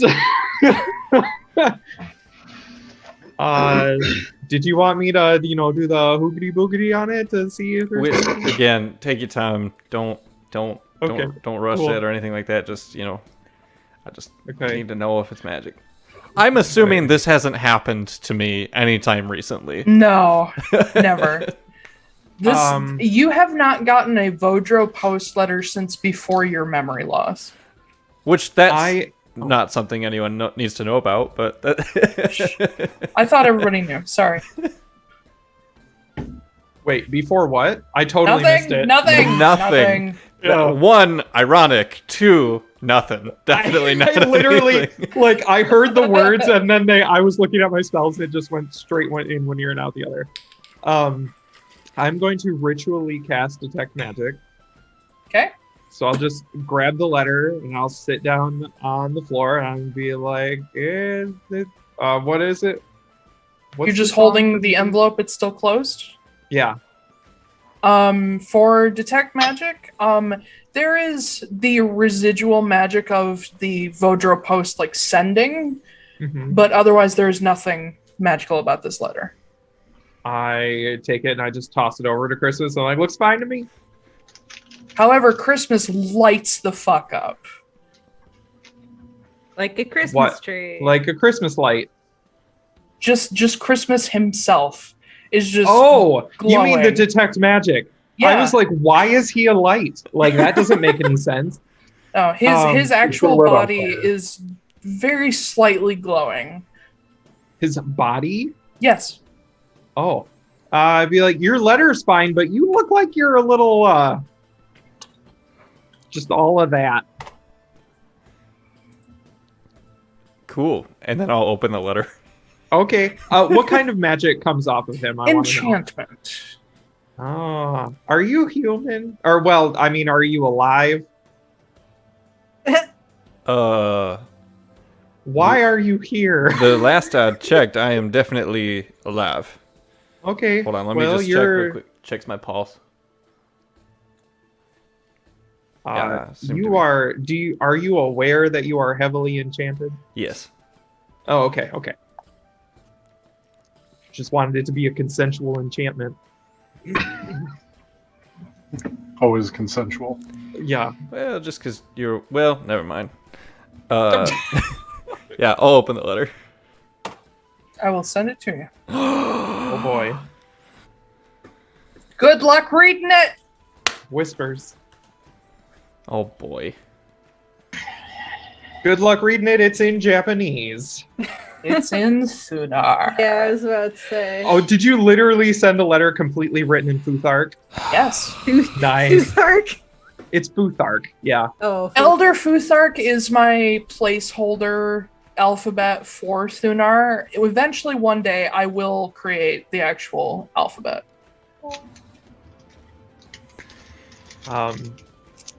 Yeah. Is Christmas hiding this letter? I mean, he just opened it in front of you. Yeah. I'm just gonna do one of those things where like you just walk over and you're like, "What'd you get?" Like, and look over their shoulder and be like, "Oh, look, that's a lot of Thunar." Christmas, do you allow him to see? I'm not like actively trying to hide it from him, but I'm also not trying to show it to him. Okay. In fact, the first thing that I'm going to go do is find a place to sit down and pull out my journal and start looking for symbols I recognize, which I will also do in real life. Noah, go ahead and roll me an investigation check to see how much you catch before he walks away. Oh, I'm really good at those. Son of a bitch. 11. 11? Yeah. You catch the first line only, and because you do read Thunar, it says he knows where you are. Oh no. Oh no. Do you need help? In what way?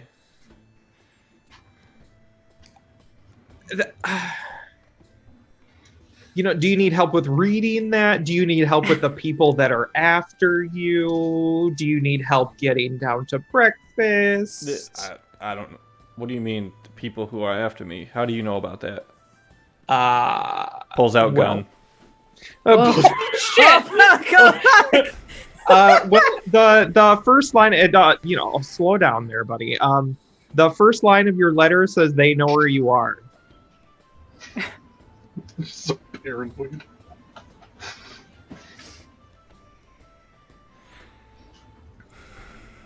You gonna I like put my finger in the barrel and like you gonna Oh my god. Can you such a bad idea.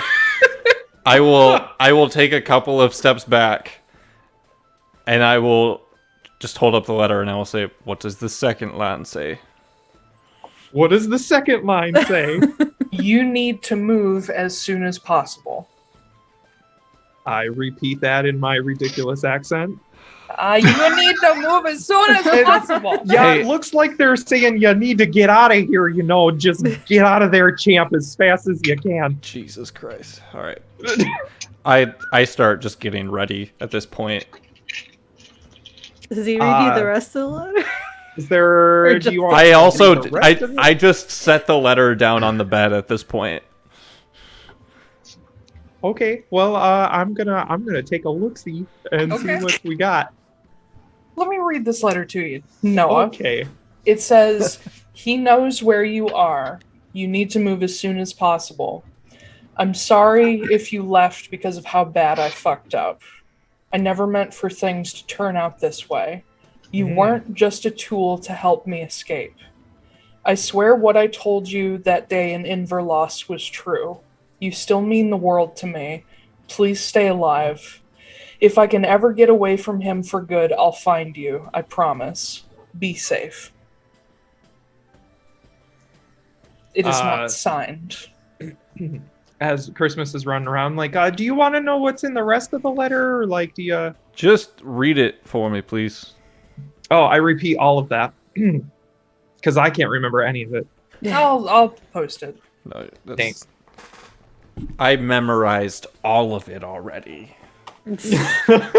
Not really. I got the gist of it though. Yeah. Do you need help or anything? An extra bag? Yeah, can you just grab my coat over there on the chair, just flip it the right way so the green is on the outside for me. Thank you. Sure. Yeah. And I still have detect magic up. Does the coat shine as well? Does it? I don't think so. No. No. It's Okay. No, it's just a reversible coat. It's just a Okay. reversible coat. I go in. It's a magic of tailoring. I flip it and bring it back to him. I posted the text to you, Koop. Thank you. Well, we're gonna go down to Mannaz and we're gonna. Sorry, I can't even remember how to fucking say it now. Mannaz. Oh, Mannaz. Mannaz. We're gonna go down to Mannaz and. What fucking Lou Wilson? It. Is it Dr. Bodle? Dr. Bodle? Dr. Boodle? Great. Thanks, Dr. B. Fucking fuck you. It's I got a message this morning that I haven't told anybody about yet, but it looks like my parents might be down in Mannaz, so we can go down there and hang out with them, and maybe we can take a trip to the lake house to get you out of here. We've have several. So, multiple lakes around the world. We've got multiple lakes with multiple houses. Okay, great. Yeah, the sooner we can leave, the better, and the faster we can get out of here, the better as well.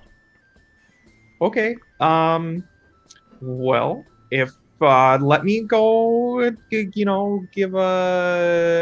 a chat with somebody, and I'll be right back. I'm gonna go find Helena. Okay. Yeah, you find her in her workshop at the moment. She's going through some of the weapons that were delivered, and she's sort of looking them over, inspecting, just making sure everything's on the up and up, because some of these are reclaimed weapons. She's just making sure they're all good. But Walter is also there. God. And he is helping her. Okay. Hey there, Helena. Yes, Mr. Borago. Yeah, can I borrow you for 5 minutes ish? Yes, ma'am. Quick cue. Yeah. Does detect magic move with you, Yes. or does it? Yep. It moves Okay. with me. It goes with him. Okay. Oh, does Walter light up? Walter. Hold on.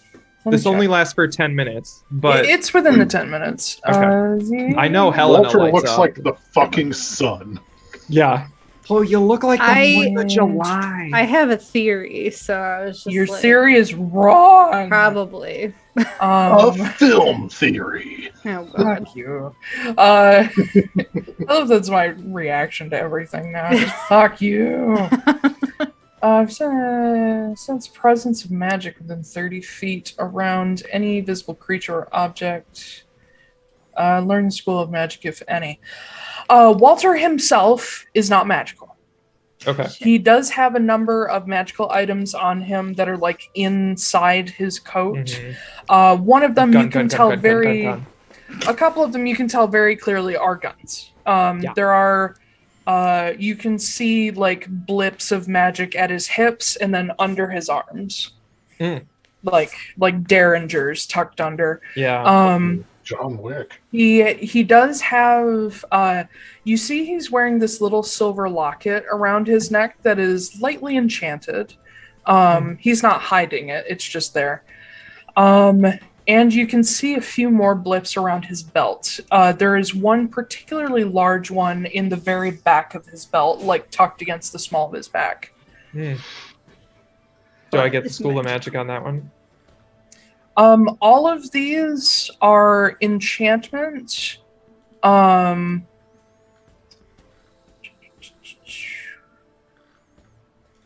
All of these are enchantment except for one of the gun under his right arm has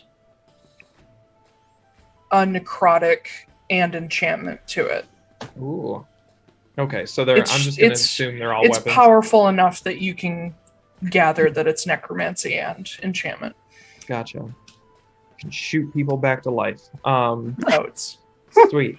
Actually, that would be a super fucking cool, like, gun. Yeah. The Undeathbringer. So, yeah, I'm gonna borrow Helena and, like, take her away from Walter for a minute. Mm-hmm. Just, like, to a side room or something and be like, okay, he just sort of glances at you and then goes back to his work of just looking after some of these guns. Hey, guy. And, like, yeah, Good continue morning. on. Oh, yeah, hi. So, Helena. Yes. I got a message from Alistair this morning, and it looks like my parents are there, and they're waiting for us. But they're, on the slightly more disturbing side, it seems Mr. Fiestaware. Fortunemær? Fortunemær! No, Fiestaware! I couldn't remember his name. Fortunemær. I think Noah doesn't know it. It's just like, yeah, Mr. Fiestaware. He got a letter this I morning. know who you're talking about. He got a letter this morning that is causing him some duress, and he requested that we move away from here as quickly as possible. So I don't know if there's a way for you to maybe speed us along, whether by beast or magic, or if you know somebody. Teleportation isn't exactly my bailiwick. But I can, I don't know if Miss Wrenly would be terribly excited about this idea, but Mr. Dine does have a selection of beasts of burden that you could use as mounts that we can request. Or I can talk to the city stable master, but I don't know if they'll have anything. Let's do this. Just to make it easier on everybody, how about you go ahead and get those horse beast things set up, and we just won't tell Magda where they came from. That's probably a good idea.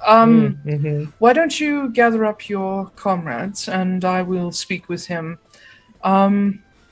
I don't imagine Mr. Veneer will mind. Probably not. If he really minds, tell him to bill Borago. Fair enough. And she goes back in, and you hear her be like, Mr. Dine, I need to speak with you. And he sets down his stuff, and you poodle off to go get your peeps. Poodle. I want to be that asshole rich kid that's like, just put it on my parents' tab. Yeah. But like, you're not a complete asshole. You're actually like nice to your parents and nice to people, so it's not like they're gonna cut you off. Like, I bought like 17 yachts just for fun. Yeah, for all my friends, and they'd be like, especially Christine. So Chip isn't gonna care. No, Chipstopher would not care. So I'll go get Christmas and then gather everybody up down in the breakfast nook. I'll be like, okay, everybody, so I procured us some animals to ride.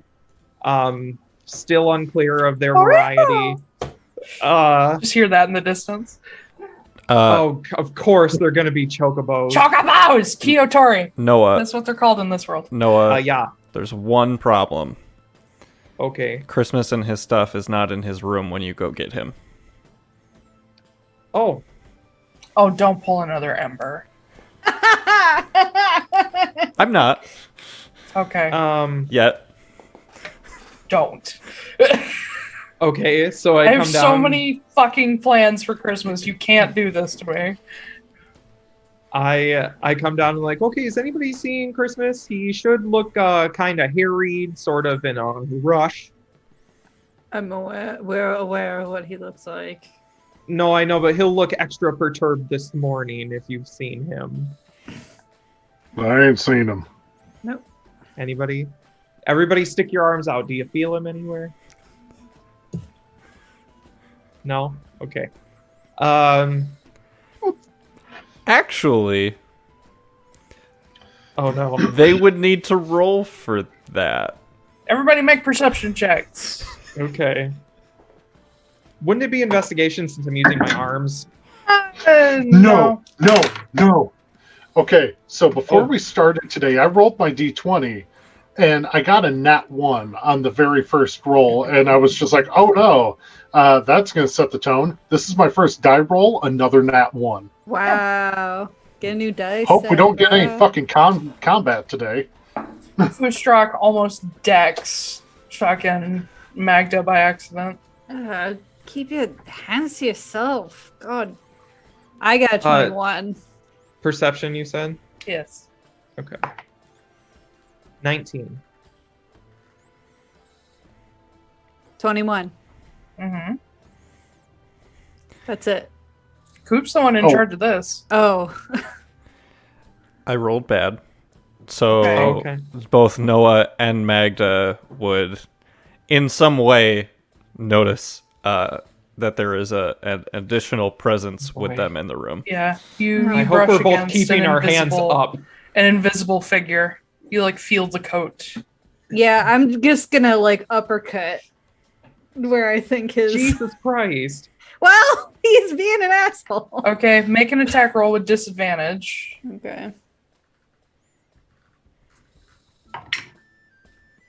Not great. 11? That's not gonna hit. No. What are you You fucking doing? prick! Get. No, if Jesus, calm down. Well, he's running around here invisible. I know. Also, did I tell you all that he decided to just place himself in my room yesterday? So who knows what he's doing? You Magda, fucking pervert. What? Magda, What? I need you to calm down. Everybody here is just trying to help you. I need you to just relax, okay? You don't need to be so aggressive all the time. I think if maybe you ate more sweets, you'd be a little better. But, you know, I don't want to force you to do anything you don't want to do. So if we could all just be friends for a little while and get through this Thanksgiving, like that would be great. But still on that. Yep. Christmas, since you're here, I'm holding onto his coat. I've got us some things that we can, aminals that we can ride. So we can go into the distance as soon as possible. I'll drop the invisibility, and he's got like all his bags just like ready to go. Holy shit, where'd you come from? Oh my God. You're over in the corner, like touching a base. You're like, is this him? Just like.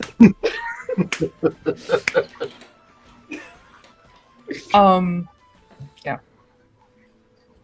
So, you know, there's a little bit of urgency because my mom is waiting for us, so we should probably get going. That is exactly why we need to leave quickly. That reason and only that. Exactly. And, you know, my dad's there too, so, like, we should probably hurry because both of them are expecting us. 2 incredible reasons why we should be leaving as soon as possible. Well, 2.5. I think there's a bird probably involved as well. I would like to make an insight check on Christmas. Go for it. I will fail this deception check on purpose. Can I? Oh, yeah, good, because it was really bad. Oh, I was going to say I'd give you help, but that's okay. Oh, yeah. It was really bad, but it was like an 8. But... He's I assume scared. Scared. Yeah. Something happened. All right. Well, you had him. Let's go. Oh my gosh, she's not asking questions. All right, let's take this blessing guys- and go. Don't. If take my this for name- granted. Let's go. If my name was Walter Dine, there'd be so many questions. Oh hell yeah. Yeah. But you guys head down and past all of the people down below, and you head out into the courtyard. Beforehand, I have to talk to Helena. I'm like, listen, we have to take off really fast. If you go find her, you will see Walter is there. And he's just going through cleaning weapons. He glances up to see you and says, "Miss Wrenly," and continues on with what he's doing. I ignore him. I look at Helena. We have to go, like, right now. Yes, I'm aware. I've I need- arranged I for need your. that. Yeah, great, thank you. I need that black cascarilla that we talked about. Yes, I almost forgot. And she goes to one of the shelves that's like full of drawers. And she sort of digs through, and she comes out with a sizable pouch, and she brings it over to you. She says, and she glances at Walter, and she leans in closer and sort of whispers. She says, "This should definitely get you to Mannaz and well beyond." I run in directly behind her as she's doing this. And I was like, "Hey, I totally forgot. Do you have any muscicipedidae bird blood and some eggshell powder from a white cascarilla?" I'm sorry. What? A muscicipedidae? A muscicapidae? Yeah, one of those birds. She's like, you mean a flycatcher? Sure. Yeah, you got like one of those. You can just squeeze a vial of blood out real quick or something. What are you using this for? I'll send you a letter, but I think I might have something that may save your bird population you're trying to redo. All right. Well, I do have white cascarilla. It's one of the most common magical ingredients. Oh, perfect. Which is what eggshell powder is. Okay. And she goes over and she just hands you, because white cascarilla is essentially one of the ingredients in chalk. So she literally just hands you a condensed block of it. That works. Chalk is made of a couple other ingredients, but like you can literally make chalk with eggshell powder. That's what people use to make like magic circle chalk in real life. That's Titan, because fuck eggshells are made of off. pure calcium, and Go pure calcium is away. also known as lime, Yes, and lime is what chalk is made out of. indeedy. Calcium Just a carbonate. little water and a mold, and bam, you got This chalk. is why I love this character, is because I actually you can know apply your how knowledge. this shit. Yeah, I know how this shit actually works. It's Yeah. fun. But yeah, she gives you just like a block of condensed white cascarilla. That looks like it's just been like pressed into a shape over time. She says, "As for blood, I'm sure I have some around here somewhere." And she goes digging and searching. Yeah. She gets into a smaller drawer and she's like, here we are. This should be about, I'm sure this is maybe 20 grams or so. Not much, but it'll do. No, that'll make me. Hang on, I gotta take it back out. I believe you needed 5 grams. I need 5. That'll make me 4 batches. That's perfect. Yeah, and she hands it over to you and says, no bother for those. Those are easy to get a hold of. Okay. Keep breeding your birds, and I will send you a letter if this works out. What? Okay, cute. Titan, please, your face, your nose is so cold. Stop it. Yeah, yeah. I'll just kind of like really hastily like check it out and then just put it in my my It is stuff and more black cascarilla in one place than you have ever seen. oh. It's a Do lot. I know how many doses I'll make? At a rough estimate, you could probably, if you take it every day, which at this point you're going to start needing to because the every other day is not working, this will last you a whole month. Oh, wow. Okay. It's a lot. She killed a lot of bird babies for this. No, she let them hatch and then took the shells. There's no need to kill them. They're like need hogs. EBs. But yeah, you're set with that for a little while. She says, and a couple of Crimson Hammer agents outside have some animals for you to take with you. I believe they pulled some Kyotori for you. I don't know if any of you have ever ridden them before. They're native to Frosthold. I would assume not. Well, they're large birds. So just be aware of that fact. They're a bit persnickety. Can they please just all make chicken sounds? They make choco sounds. They probably make those sounds too. She walks down and outside with you guys, where you see a line of 6 different colored large ass birds, just fucking huge birds. I think they all must stand probably taller than Foostrak. Most of them can carry 2 people, so Foostrak, if you're alone on one, you'll be fine. Oh, cool. Is there a green one? Well, let me double check what colors there are, actually, because I have a whole file about Kyotori. They are essentially chocobos. Kyotori.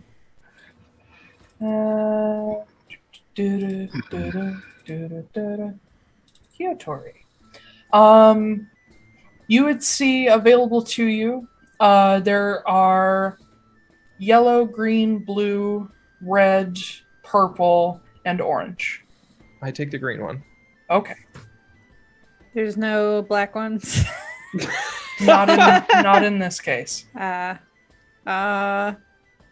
do blue. The black ones are hard to get. The gold ones even more so. Because they can go over mountains and rivers. Titan? Yeah. I'll do the blue one. But yeah, none of you have ever seen Kyotori before. Well, Magda may have seen some from a distance. But these, all of you know what a chocobo is. Yeah. These are bigger than chocobos. They have the same general shape as like more modern styles of chocobos, like you'll see in Final Fantasy 15, with the sort of like shorter, almost finch-like hooked beak, and the big like feathered crest, and of course the big tail feathers. Their feet are these gigantic, like clawed, taloned just weapons, and they have like a back claw as well for balance. But you notice that their claws are very wide and flat, and these birds are super like downy and soft. These are winter birds. They are literally built to live in the cold. Frost chickens. And they are multicolored. You'll notice that while they do have like one main color, some of them have like little flecks of other colors to them. And they're these weird, almost unnatural looking colors, but you start to realize that the spectrum of color among them matches the possible colors of the aurora. Ooh. Oh. Yeah. They're aliens. But yeah, they're all lined up. They have saddles that like loop under their belly and across their chest. They have bridles that loop around their beaks.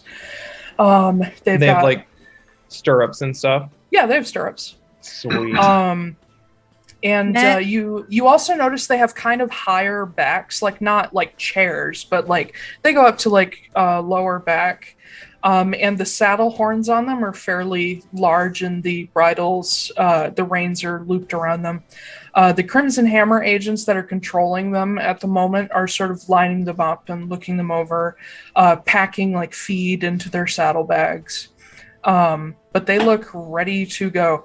But you would notice that all 6 of them on the front of the chest strap have a logo that says Veneer Arms. Okay. Yeah. See, Marin was like, I'm going to make guns, and all of her ancestors were like, I'm going to breed chickens. Sorry, there's no text to it. It is a red and sort of silvery, like shield shape that has crossed muskets across it. Of course it does. Yeah. They look but like it's Phoenix definitely wings. They're just like it's VA Veneer Arms for sure. Magda would know it anywhere. But Helena brings you guys out and says, "We've managed to acquire these for you. Just leave them with the Atlaran mercenary office in Mannaz, if you would, so that they can be returned once you get there. They are at no charge to you." Gotcha. Okay.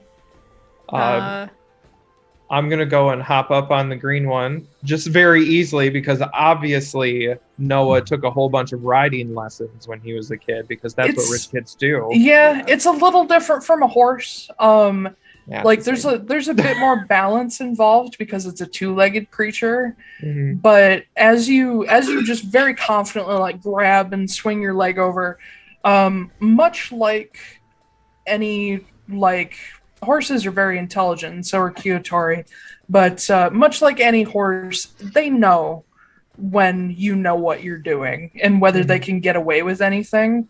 And considering Noah's upbringing, you just swing your leg over and it's like, oh, okay, at attention. Oh, look at this chicken. I think look at all these chickens. Taiylor, I think you said this already. How many are there? There are 6. There's one for each of you guys. One for each of us. Okay. I do the same thing that Noah just did. Sorry, there's 7. Because Jasper. I forgot Jasper. Jasper gets one to himself? Yeah! He gets a tiny half a bow? Yeah. Half a bow! Oh my god. Yeah, there's one more Kyotori. I'm going to say it's very ever so slightly pale pink. Because why not? Aw. That's cute. I would, like... If anyone looks over at Magda right now, she is fascinated. Yeah, I know how you like birds. She's just like, oh, and she's like petting the feathers and everything like that. Which one are you interested in? The blue one. The blue one? Okay. Yeah.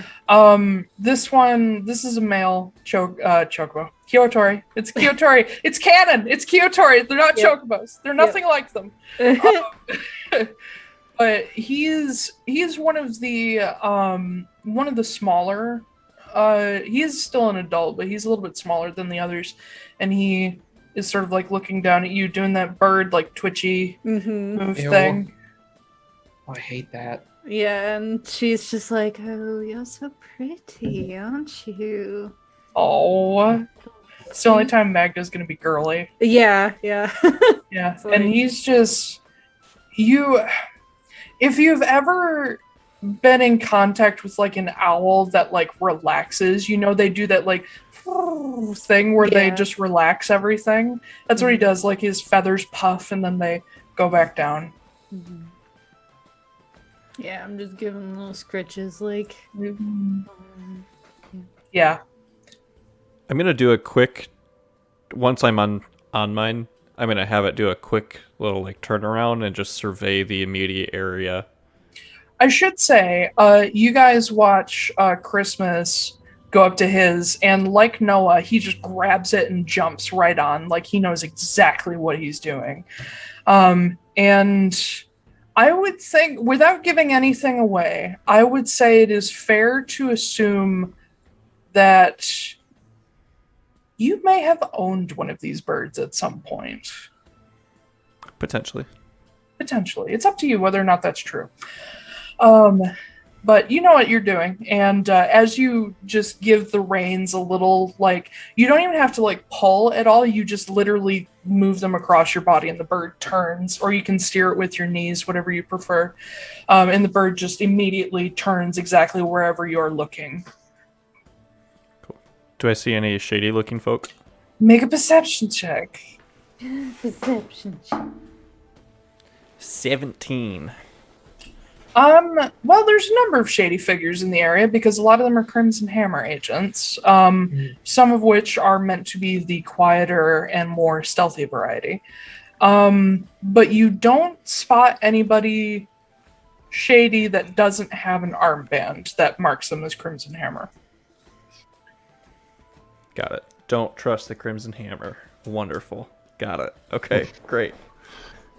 They're a bunch of rebellious, like, killers. Yeah, don't trust them. I know. What color one did Christmas go for? Yeah, which one? Is there a purple one? There is now. The purple one. Yeah, you did say purple before. Okay. Yeah. Got to match the rest of the fit, guys. Yeah. That's Purple and green. Hell yeah. yeah. Green, gold, purple.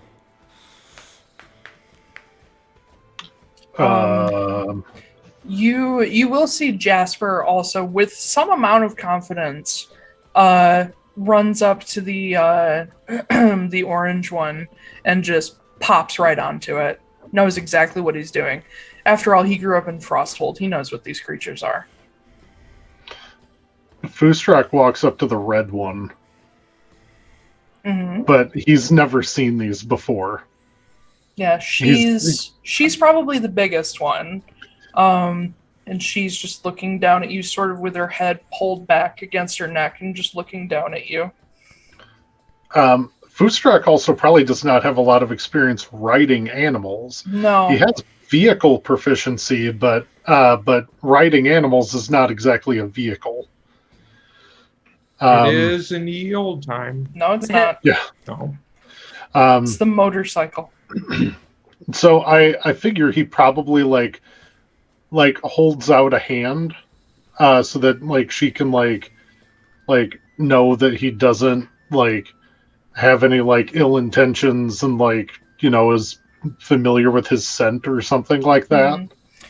She leans her head down and sort of looks at your hand and is like inspecting it, and she doesn't like peck it, but she like bops your hand with her beak.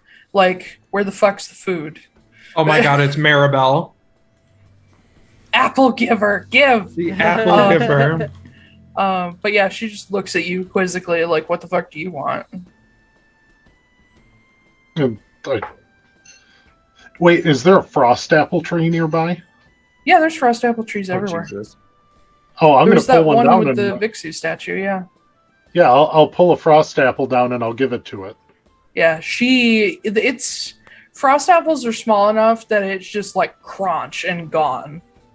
And what if this chicken is allergic to apples? And you see would her assume that's as smart enough to not eat fucking apples. Then. She crunches it and then she tilts her head back and you literally see it go down her neck. And then like I'll just like give like the side of her face like just like a gentle rub, and then I'll try to get on.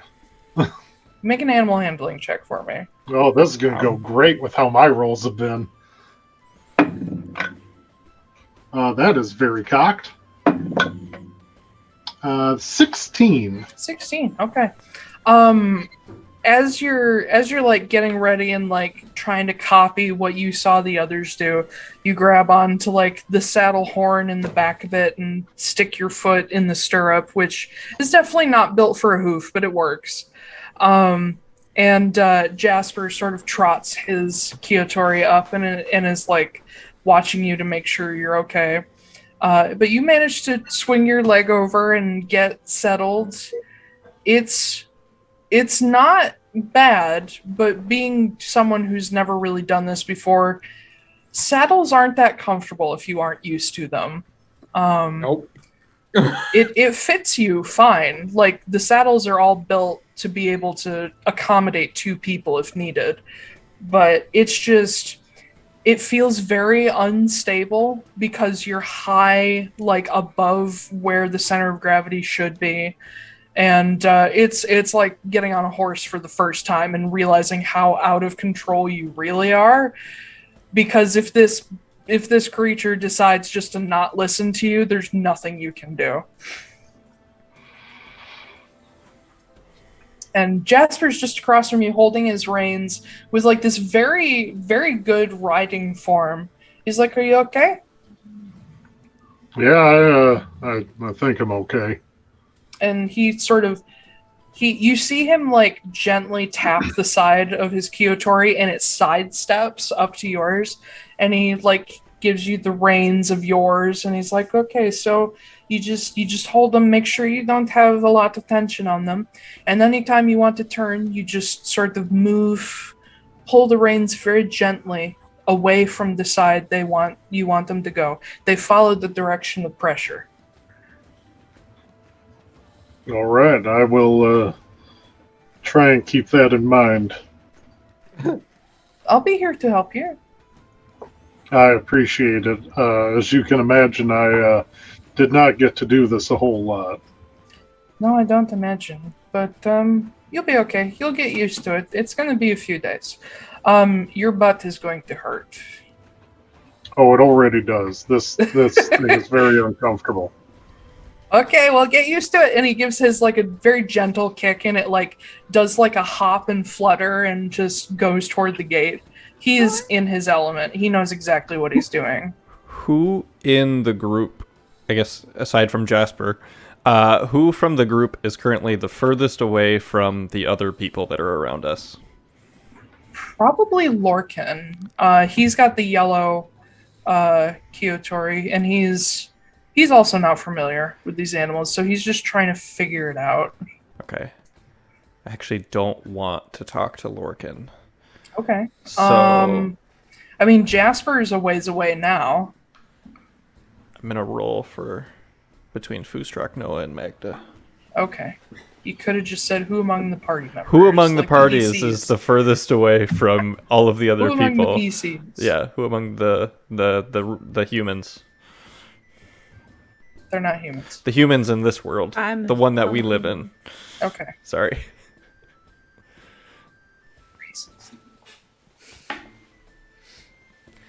Would you believe it? I rolled a 2, and the 2 is for Magda. Yeah. Oh, I thought it would be me. No, because I went Noah, Magda, Foostrak, and then if it was a 4, no. I just wasn't going to say anything. So I'll go over to Magda again. Yay.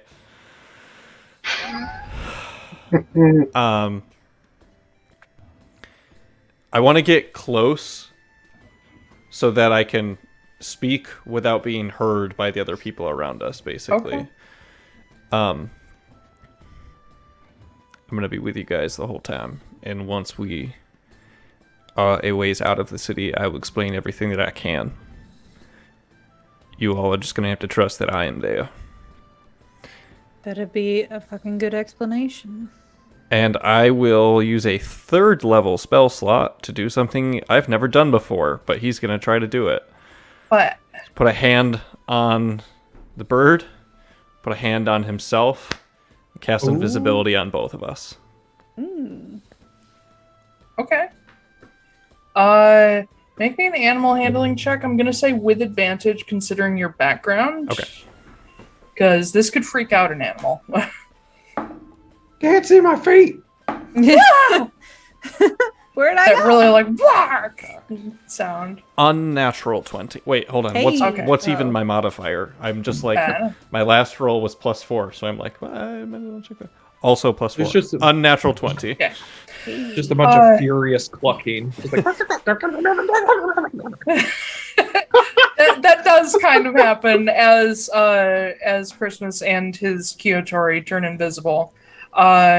And the bird sort of like startles, but settles down because this is a well-trained animal. And then I will follow Jasper. oh, are they like Hamtaros when they speed up? They're like. Just like a Cadbury God. commercial. I have never heard anyone else fucking reference, Hamtaro. And then when they eat, when they eat food, Like, they go, munch, munch, munch, munch, munch, munch, munch, munch, munch, munch. I love God, that's just Hamtaro. been so long. But yeah, you guys all have your burbs. Magda, just for fun, give me an animal handling check with advantage, I would say, because you like your burbs. Unnatural 20. Hey, look at that. Yeah, you hop right up on your bird. You're familiar enough with horses that this isn't too different. And being that you like your birds so much, you're just like, oh, come on, buddy. And you take off with them. Yeah, you all gather up, and Helena sees you off. Says, be careful. Try to stick to any trails and roads along the way. The southern Runewood is a bit wilder than the north. So... just a quick thing. We caught her up on everything we learned about the tree, Yeah, right? I And the assume so. Bernhardt? Yeah. Okay, cool. Just wanted to make sure. We just like peace out and we're like, thanks for paying us. We did nothing. Yeah. Yeah, I assume you guys did that while you were like eating meals with her. Gotcha. Yep, she's aware, but now her problem is Eihwaz, so she can't really help that much. Yeah. But yeah, she sends you off, and you head out of Eihwaz. Let's see. Into the woods. Yeah. You guys are beelining Alistair's for. house. To Alistair's house. You guys are beelining for Mannaz. There are some like disparate like trails along the way, but there is no straight road between Eihwaz and Mannaz. It will take you 6 days on Kyotori to get there instead of the about 12 that it was going to take you. Someone roll me a d20. Actually, no. Somebody roll me a d100. Let's leave this up to true fate. Ooh, I love the D100s. Oh, are you doing it, Zach? Okay. 12. Oh, shit. Alright. Let me grab my list. Oh, God. Oh, God. 12 T-Rexes pop out Yep. of the... Yep. Frost Okay, Rexes. so as you guys are Rexes. traveling, let's get this out of the way. Who is sort of keeping an eye out around you? This guy right here. Person. Okay. All right. We'll also get That makes to sense. what you tell the party as well. Right. But you're keeping an eye out, so give me a perception check just for the overall time. Once an hour has passed as well, invisibility drops, and I'm Yes. just still there with the party. Yeah, you're well beyond the walls by then. Natural 20. Nice. Hey. All my Cool. bad rolls will come later when they don't, or sorry, when they do actually matter. Yeah. And then we'll just based on this, we'll go for a few days. And actually, that is a 24 if it matters. Total.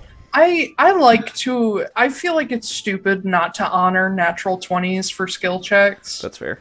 So fuck D&D. But yeah, Wow. natural 20. So an hour out of the city. We'll do this first. Christmas and his Kyotori reappear. And all the other birds like kind of startle a little bit until they realize who it is. But Fucking you are Christ, man. you are into the forest now, away from prying eyes. So you're good.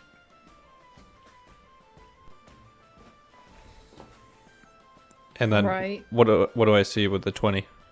That'll come more into play as you're going along. But for now, Gotcha.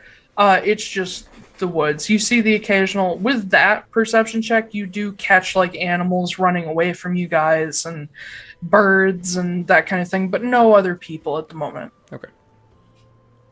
All right, you want to catch us up on why we had to make such an unsurreptitious departure? I hand Wow. Magda the letter. I'll kind of just like bring my mount closer to her, and I'll pull out the letter and I'll hand that to her. I assume you can read this as well. It seems I'm the only person here who does not actually read this. Yep, I'll post it to the group for you. Did I use that word right? I probably Unsurreptitious? I think you did. Surreptitious. I was gonna say, look at someone here using the $5 words. Yeah, right? Jesus. Being surreptitious means you avoid notice or attention. So unsurreptitious means you are very much noticed. Ah.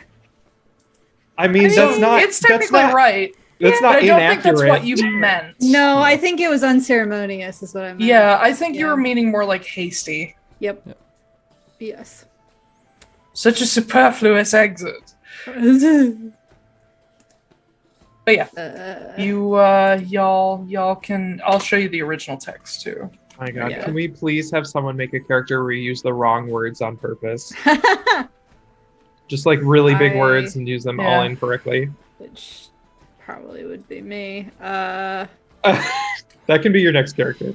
Great. Yeah, you can be the next Noah. Oh God. And I'll play the deep, dark, and serious one. Yeah, you there we go. already played Kit. He wasn't that. He wasn't serious, that though. deep and dark. Well, He I was did play kinda Ember dark. for 2 sessions, so Yeah. Anyway, Okay. you see the letter. He knows where you are. You need to move as soon as possible. Blah blah blah. Please stay alive. All right. It is someone's written after you. in Sooner. Yeah. So someone's after you. Who wrote this letter? That is where things get really, really interesting. I don't know. You don't Oh. have any context clues you can possibly glean? I have all sorts of context clues. Let me let you, I don't know who sent me this, and I don't know who is after me. Make me just an intelligence check. Okay.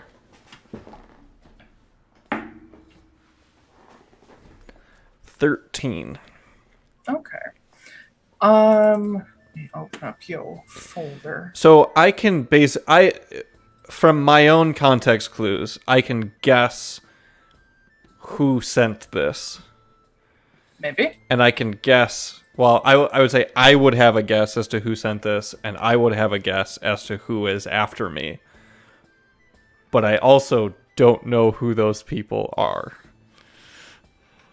And I assume, based on that intelligence check, that you're probably not far off, if not completely right. So the who's after me, that's the easy one. That's the one where it's like, yeah, okay. Oh yeah. I have Yeah. 2 guesses for the other one. What are your guesses? Maybe I can enlighten you. Just pull up my stuff that I have real quick. Oh, So My it's stuff. He's got a whole journal. we're just walking through the woods. Yep. I am assuming it's either I'll just go by the initials here, either JD or SN. Those are my 2 guesses. Okay. It is. To anybody else, it would be difficult to tell the difference because it's a completely different alphabet. But one thing you do notice is that the handwriting is much more similar to the handwriting samples you have from SN. Okay. JD writes in cursive for starters in common. I can see that. But SN does not. Okay. That's good to know. At some point in my life, I appear to have gotten caught up in a group of unsavory people. I do not know how long, and I do not know where, and I don't know who, because that's all gone.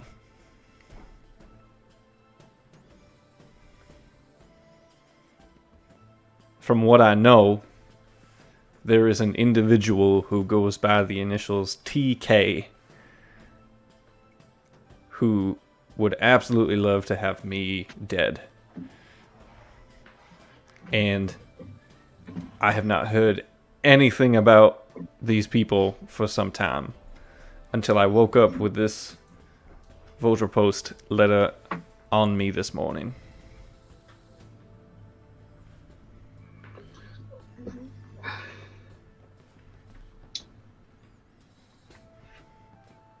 Do we all hear this? Oh yeah. No, Or is I this just assume him and so. Magda? Okay. Yeah. I was speaking to Jasper, thank you very much. Okay. Well, we need to figure this out. Yeah. Lorcan actually scoots over on his bird and says, Can I see that letter?" Yeah, I give it to him. He takes it and like looks at Christmas like, "Is this okay?" I had one question I wanted to ask you about that, Yeah. because I know where you're from. There's a location there that I'm not familiar with. He glances through. He says, "Oh yeah, Inverlos. Yeah, that's Oh god. My memory's terrible, even what I can remember. I believe that's not too far from Amadatelian, which was a city I frequented for a long time. That was my follow-up question. Amadatelian? Yeah, it's a really big for Feywild standards. Pretty big city, mostly Atlaran, other sorts of elves there too. That's the majority of it.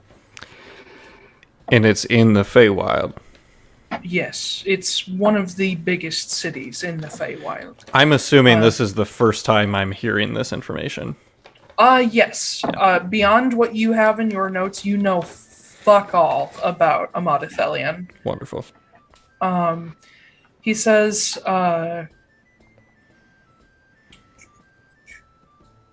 he would only know about what was happening there a century ago. So,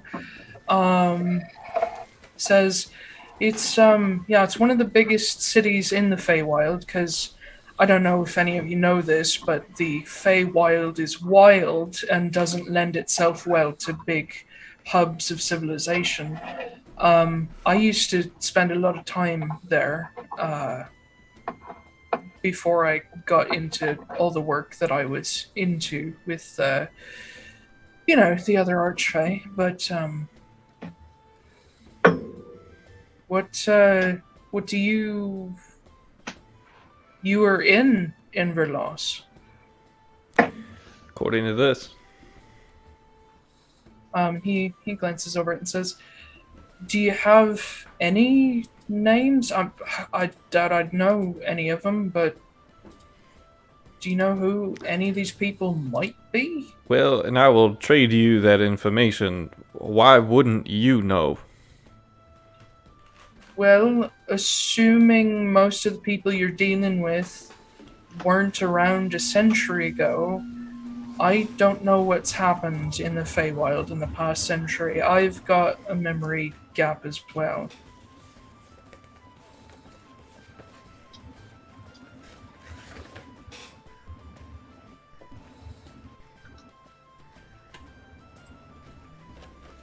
I'm gonna butcher this name.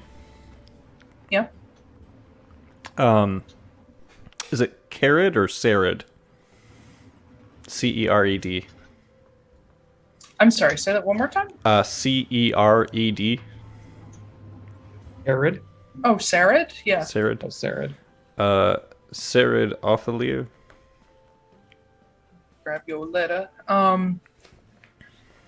Sarid Othalier. He's also, I'm pulling out the actual letters, but this is like, Oh, okay. he has these notes, these letters memorized. This is all just coming out of his brain at this point. Okay. Says I don't know that name. What do they do?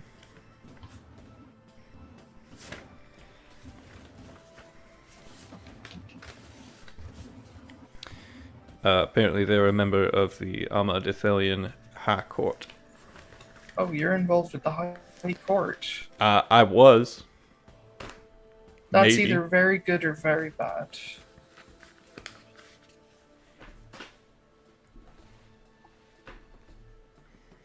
I would love to know.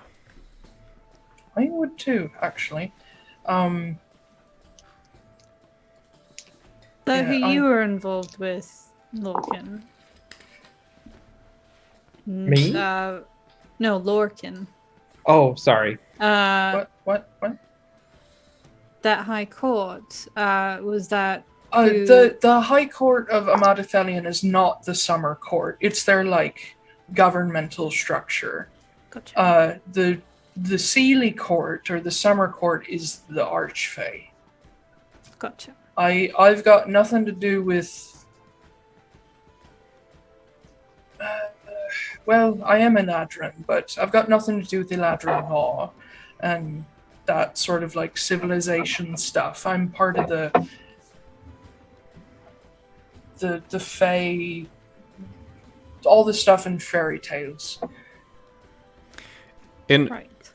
who were you connected with in the Feywild, if I may ask? My primary sort of, I guess my commander, used to be my best friend, was Hearsome, Titania's son. And your memory clicks as you hear the name Hearsome. That's the name you're missing between Lorcan and Titania. There it is.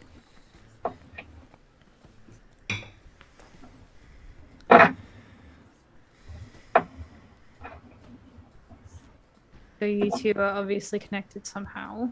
I don't know if we're necessarily connected, but I feel like we might have run afoul of some similar people, just at different times. Which kind of sounds like a connection. Sure, whatever. I don't think we're in the same kind of trouble, is what I mean. Well, how much trouble are we actually in, Christmas? Because if you're scared enough of these people, have they done something to you previously? I think it's because he doesn't know. Well, that's helpful. I know that there was someone I cared about. And I don't know who they are. And I think that's who is letting me know. Certainly seemed like it.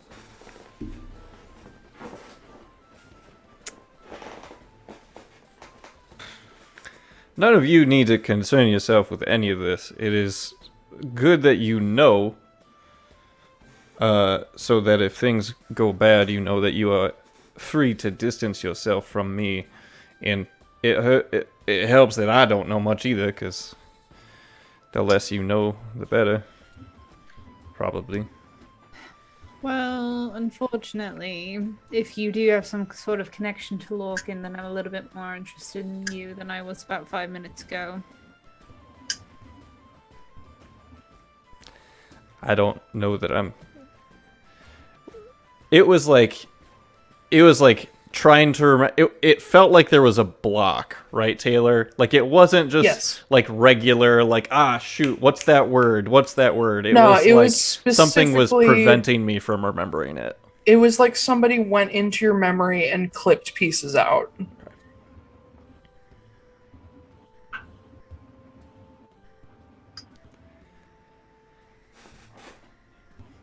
I don't know whether that's a good thing or a bad thing, Magda, because from what I can see, the people I get close to get hurt. Join the fucking club.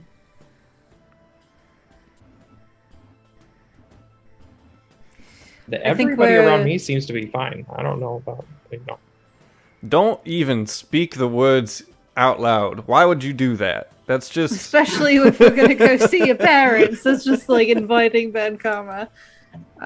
This is the story of how Noah becomes Batman. Yeah. Oh my god. If Noah's parents died, like, there would be a problem. He's an artificer. That's how you make Batman in Dungeons and Dragons. I don't know if you guys saw on the D&D Beyond like public DM notes. My list says kill Jasper, kill Hector, kill Chris and or Chips, find someone Christmas cares about and kill them. Oh God. Jesus Christ. Jesus. Wait, you guys only have 6 Kyotori. I accidentally counted myself as part of the group. I just realized I did that. And me, You I need are one. part of the group. I know, but I'm 2 characters, not 3. Just actual Taiylor is just riding Yeah. along with us in the Yeah. game. Just like, oh, don't mind me. It's like I'm fucking. just writing the story down. like Fire Emblem, narrating while we're or going. I'm just the tactician who tags along everywhere. Oh, it's like Fire Emblem. Yeah. Every once in a while, you're just like, it seems like someone's listening in on our conversation. Indeed. You have a but yeah, pair of coconuts. Just Yeah. Lowers the parabolic dish. Yeah, Lorcan looks across at Christmas and says, I'm interested in what's going on with you. I don't necessarily think that you have much to do with me, just that we've, like I said, run across similar people. But maybe we can fill some things in for each other. And I think one of the first things I can help fill in for you, or at least some of us can, whoever wants to help, is figuring out Thunar for you. And if you have anything else to translate, I'm sure we could get one of these people to take a look at it for us. Does Lorcan speak Thunar? I don't think he does. No idea. He's your character. I don't know that it is necessarily teaching me Thunar. I have the feeling I already know it.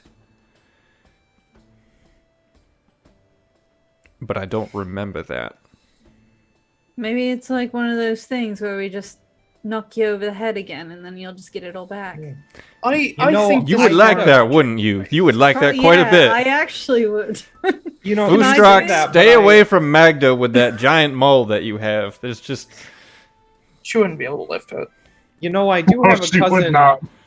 I Yes, do have ma'am. a cousin back in Reese's Ridge that, fell down a well one time and lost their memories. And then, like 6 months later, I think they fell off a house and then they got them all back. It was crazy. Wait, hold on, Noah. You said that I was enchanted earlier. Yeah, you're everything, your entire body. Wait a second. Does anyone know Identify? Yes, No. I do. Oh. Yeah, because that's how you're able to tell my curse. hmm Would we like to take, like a 10-minute break and we can take a look? Yeah, why don't we? What school of magic was my whole deal again? Was that enchantment as well? I believe that was necromancy. Yeah, Oh, okay. because it was demonic Okay. and it's necrotic, Yeah. so that makes Yeah. sense. Yeah. But yours is enchantment. Enchantment. I haven't checked the spell. Yeah, so we'll take 10 minutes and I'll ritually cast Identify on Chorizo Fiestaware. Because I saw that Ash put that in Yeah, that was the me. comments. At least use Chorizo just a Fiesta. different holiday around the same time for the first Nah. name. No? Easter St. fiesta. Patrick's Fiesta wear. Yep, St. Patrick's Day. Hanukkah fart man. Wow. That was so... I'm just gonna start calling him fucking Hanukkah Luckmeyer. A luck maker. But yeah, does Christmas allow identify? Yeah. Okay, Noah, you identify a very powerful effect that is extremely similar to modify memory, but it is much greater than modify memory. Do I recognize it? Yeah, you recognize it. Oh, so it is modify memory. It's just at like a higher level. It's like an ultra modify memory. Oh, okay. And I would say you would also gather that it is fey in nature. Yeah. So it looks like someone's modified your memory on a very high level, and whoever did it was fey. Actually, speaking of that, Lorcan, come here. Okay, and he comes over to you. Ritually cast Identify. Okay, so he stands there for 10 minutes. Yep. Okay. What are you trying to identify? To see if he's under some type of spell that modified his memory. I'm identifying him. There is... It's not the same effect, but it is similar. But this one is of even... Okay, hold on. Let me grab my notes. Hold on. Okay. Lorcan notes. And then I just go through and I cast Identify on every single party member just to make sure. We all have something. Right, I cast Identify on myself. I'm like, am I okay? No. Yeah, that's fair. Okay. Here. All right. Let me backpedal just a little bit. As you cast Identify on Lorcan, it gives you a headache, like a bad migraine. Oh, that's not good. And what you identify is there is some form of not quite modify memory, but literally just like block memory. Okay. It is technically divine in nature, but it is also necromantic in nature. And it would technically be an enchantment, because it's similar to modify memory. And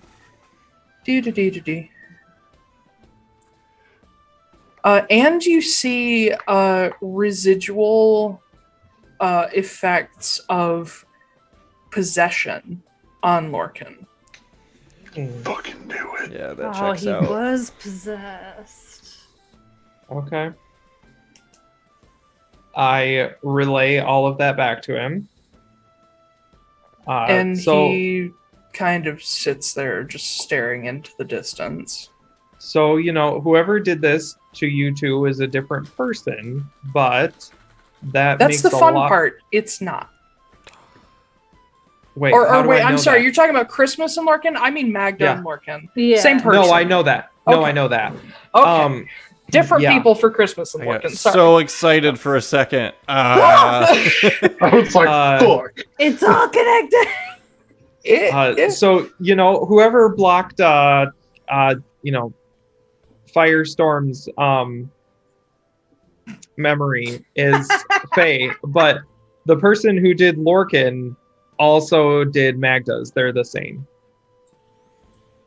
I mean, we That sort makes of sense. assumed that. Yeah. Yeah, but now we know for sure, right? Yeah. But Plus, you've also been possessed, so that kind of makes more that's sense. certainly comforting. Well, I'm just letting you know. I'd want to know if one of my shoes were possessed or something. I would just love to know all the horrible shit I did when I wasn't in control of myself. That's the fun thing is like if you weren't in control of yourself, that means that you didn't do it. Yeah, but it was still, and he looks at Magda briefly and he says, it was still my face. Still this. Oh, that's okay. If I run into anyone that I did whatever to, they're not gonna see, oh, he's not possessed anymore. They're gonna see fucking Lorcan Shaolek. Yeah, I kind of had the feeling that we already did the sneak preview of that. Yeah. I mean, And yeah. Not a lot of people are as, and don't you dare laugh when I say this, but not a lot of people are as forgiving as Miss Wrenly. Or at least nice enough to give me a chance. I think we need to talk more, Lorcan. I mean, I feel like she not a wasn't very giving you a forgiving chance person. as much as like saving you for later to finish you off. I don't think that's the arrangement, It's but not. It's either more way. just like he's around because I need him. So sure, whatever. It's like earlier when she was like, "Oh look, Christmas, you're useful now. Maybe I like Yeah. you a little bit more." It's just like exactly. that. Yeah. That sounds about right. Christmas Also- knows what's going on. Right, and speaking of Christmas knowing what's going on, I'm assuming that when you are all talking about the thing that happened to Magda, you're talking about how fucked up she looks underneath that mask, right? Yes. And what Lorcan caused like that? Yeah. looks Talking at of- Christmas. I don't know what you're talking about. It's okay. You don't need to hide it. You All know right. he can go invisible, right? You keep going like maybe this guy is tolerable to I want to see his guts on the pavement, like fluctuating wildly back and forth between them. If people You that know. you didn't know about were trying to kill you, and the only thing that you knew was that people were trying to kill you, you would have a hard time trusting people right away, too. I have a hard time trusting people right away anyway. 'Cause Right, so people we're are on the same trying page. to kill you. Fine, I'll pull my mask down. All right. Long story short, had a guy who decided to pull some summoning shit with some demon. Got him killed. I wanted to reverse it. Ended up with some sort of curse from a demon. He looked like Lorcan for a while. I thought it was him, and turns out it's not. So whatever it was that gave me this curse is possessed him at some point. There you go. And then Cool. shortly before we met you, I got tossed out of a fucking portal by something with a weird scaly arm, with my ears cut off, or cut short, and my hair shorn, and missing a century of my memory. Well, hey, you don't look like that same guy anymore now. He's still got the same face. Yeah. It's a I'm little still different. I'm still the same color. I've still got some of the same marks. Trying to be Just- positive, but that's fine. No, it's okay. And he It's all sort of touches his ear. He's like, though I guess everyone's going to assume I'm human if they don't know better at this point.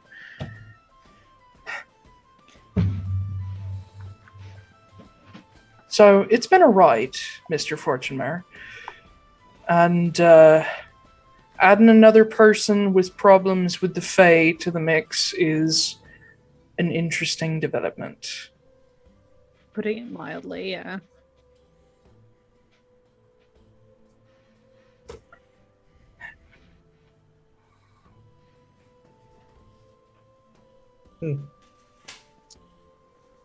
Well, let's get these chickens back on the road, shall we? God. Please. And Lorcan just sort of trots ahead of the group.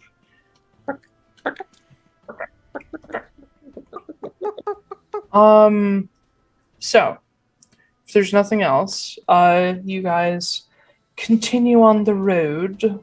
And I realize we're coming up on the end time, but you guys head south toward Mannaz, and with Christmas's good perception, he manages to steer you around a few potential issues, especially some wild animals that he's like, oh, we better turn the other way. It's around the third day, as you're halfway through, that you hit, or sorry, it's around the fourth day, that you hit this sort of open area. You guys are entering into the plains north of Mannaz. This area is where the Castra River Valley is. This entire lighter green area on the map is a downward sloping valley into the Castra River. And you guys get, since Yera, of course, you guys get your first very, good view of the Annalise Range. You could always see it from the distance, but now you are almost up close and personal with it. You guys are maybe a week away from the nearest mountains. So you are looking down into this deep river valley, and across from you are these almost purplish mountains that make up the sort of backdrop to the line, which is on the other side. You do see the Castra River has a road running alongside it that you would see would run from Mannaz to Nothies, and probably runs all the way to Uruz in the west as well. And as you get a little bit further out, you can actually see traces of Mannaz in the distance now that you're out away from the trees. But the first thing that would catch Christmas's attention, other than all of that, is that maybe a day and a half away, up on the other side of the valley, leading up to Mannaz, you can see this large flattened area that has a standing circle of stones, much like a Stonehenge. And you can see, even from this distance, there's something in the middle of that ring of stones, and there is the ever so slight trickle of lava running down into the river valley. Uh-oh. And Foostrak, as this is pointed out to you, that phoenix mark on your chest, it's not like the mark itself is reacting, but you get this anxiety twinge. You know there's an earth blood fountain there, and it makes you nervous. I am not sticking my hand anywhere fucking near that this time. What a bad idea. But I mean, I wouldn't mind going and giving it a look. Okay, well, ground rules. Anyone there doing some weird chanty things, we're going to leave them alone and not take their heads off. Yeah, I learned my lesson. Okay, good. Jesus This goes Christ. to everyone, What? though. Yeah. Lurkin's what yeah. the fuck? Admittedly, I thought that she attacked me and that she attacked somebody else. It seems as more like some sort of instinctual protection thing, and I don't know magic so good. Wait, hold on. What are we even talking about? What is that? What's that ring? What's in it? It's earth blood. What the Whatever that fuck is. does that even? Is that an Atlaran thing? Sure. It's a earth blood fountain. What the fuck does that even mean? Oh, it's like when the lava comes out of the earth and they're like, oh my god, this is like the blood of the earth. Oh. So That's it's exactly what it is. it's a volcano. Yeah, but there's probably a bunch of magic. That's terrifying. I don't know. I haven't seen one yet. Yeah, the two of you. Well, Jasper, were you there too? No. Yeah, I don't think he was. He was. Jasper He was. was. Oh, He yeah, was. he was. For the first one, really? For the yeah. Oh. Yeah, because you guys were on your way back. Yeah. Mm. Zach, the player, knows that he was Yep. there, but Christmas. Yeah, So, Jasper nods says, yeah, I was there.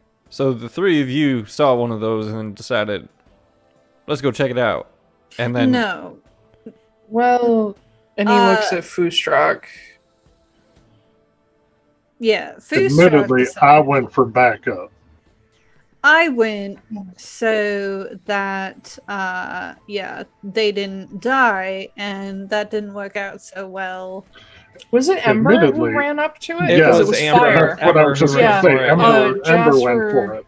Yeah, Jasper says, we were with another person, Ember, and I guess he likes fire, so he went up and wanted to look at it, and then Mr. Foostrak got really badly burned, and then the Phoenix showed up and brought him back, but then the Phoenix died, and it was a whole thing. So it sounds like it's a really bad idea to want to go by that. Well, it kind of depends. They're all different. Some of them do good things, some of them don't. And it also probably depends upon our behavior. Yes. I think we should go check it out. What kind of good things do the good ones do? Well, they can do anything, really. I've lived in Frosthold my whole life. I've seen a couple of them. There was one that was blue instead of red, that had like butterflies and plants growing around it in the middle of winter. And it didn't do anything bad, and it just sort of went away on its own. But I've also seen ones that, like, they come around after an earthquake, or I've seen, well, I didn't see it, but one of my friends when I was a kid saw it. One just showed up underwater off the shore and caused a bunch of ships to wreck because they thought it was a lighthouse. Okay. Sorry, that's not funny, but it is.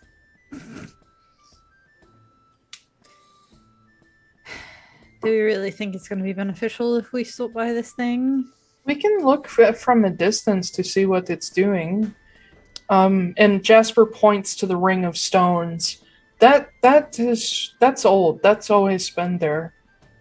In fact, I'm pretty sure that's one of the ley line cross sections, or crossroads. He says there's ley line crossroads. There's one near the Blue Shore as well, but people build like structures and rings of stones and statues where they cross because they're places where you can tap into more elemental magics, primordial magic.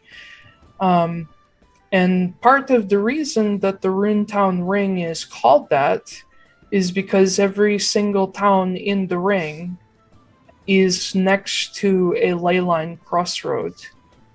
That's Mannaz's crossroad. Turisaz has one too, but we didn't really go near it. Giant transmutation circle. Got it. Okay. Yeah. Yep. Yeah, it's not actually a circle if you look at the layout of the rune towns, but they do create a ring around Eihwaz.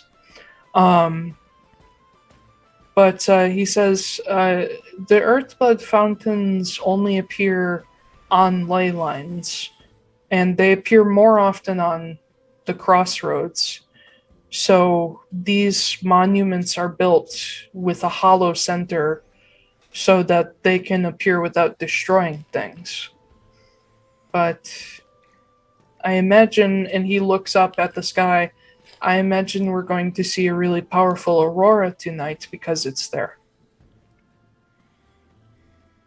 See, that's even more reason to go and check it out. You never know what you're going to find. It's probably a good one. All right. Well, It's a ways away, so It is. Do whatever you want. I will say a good distance away.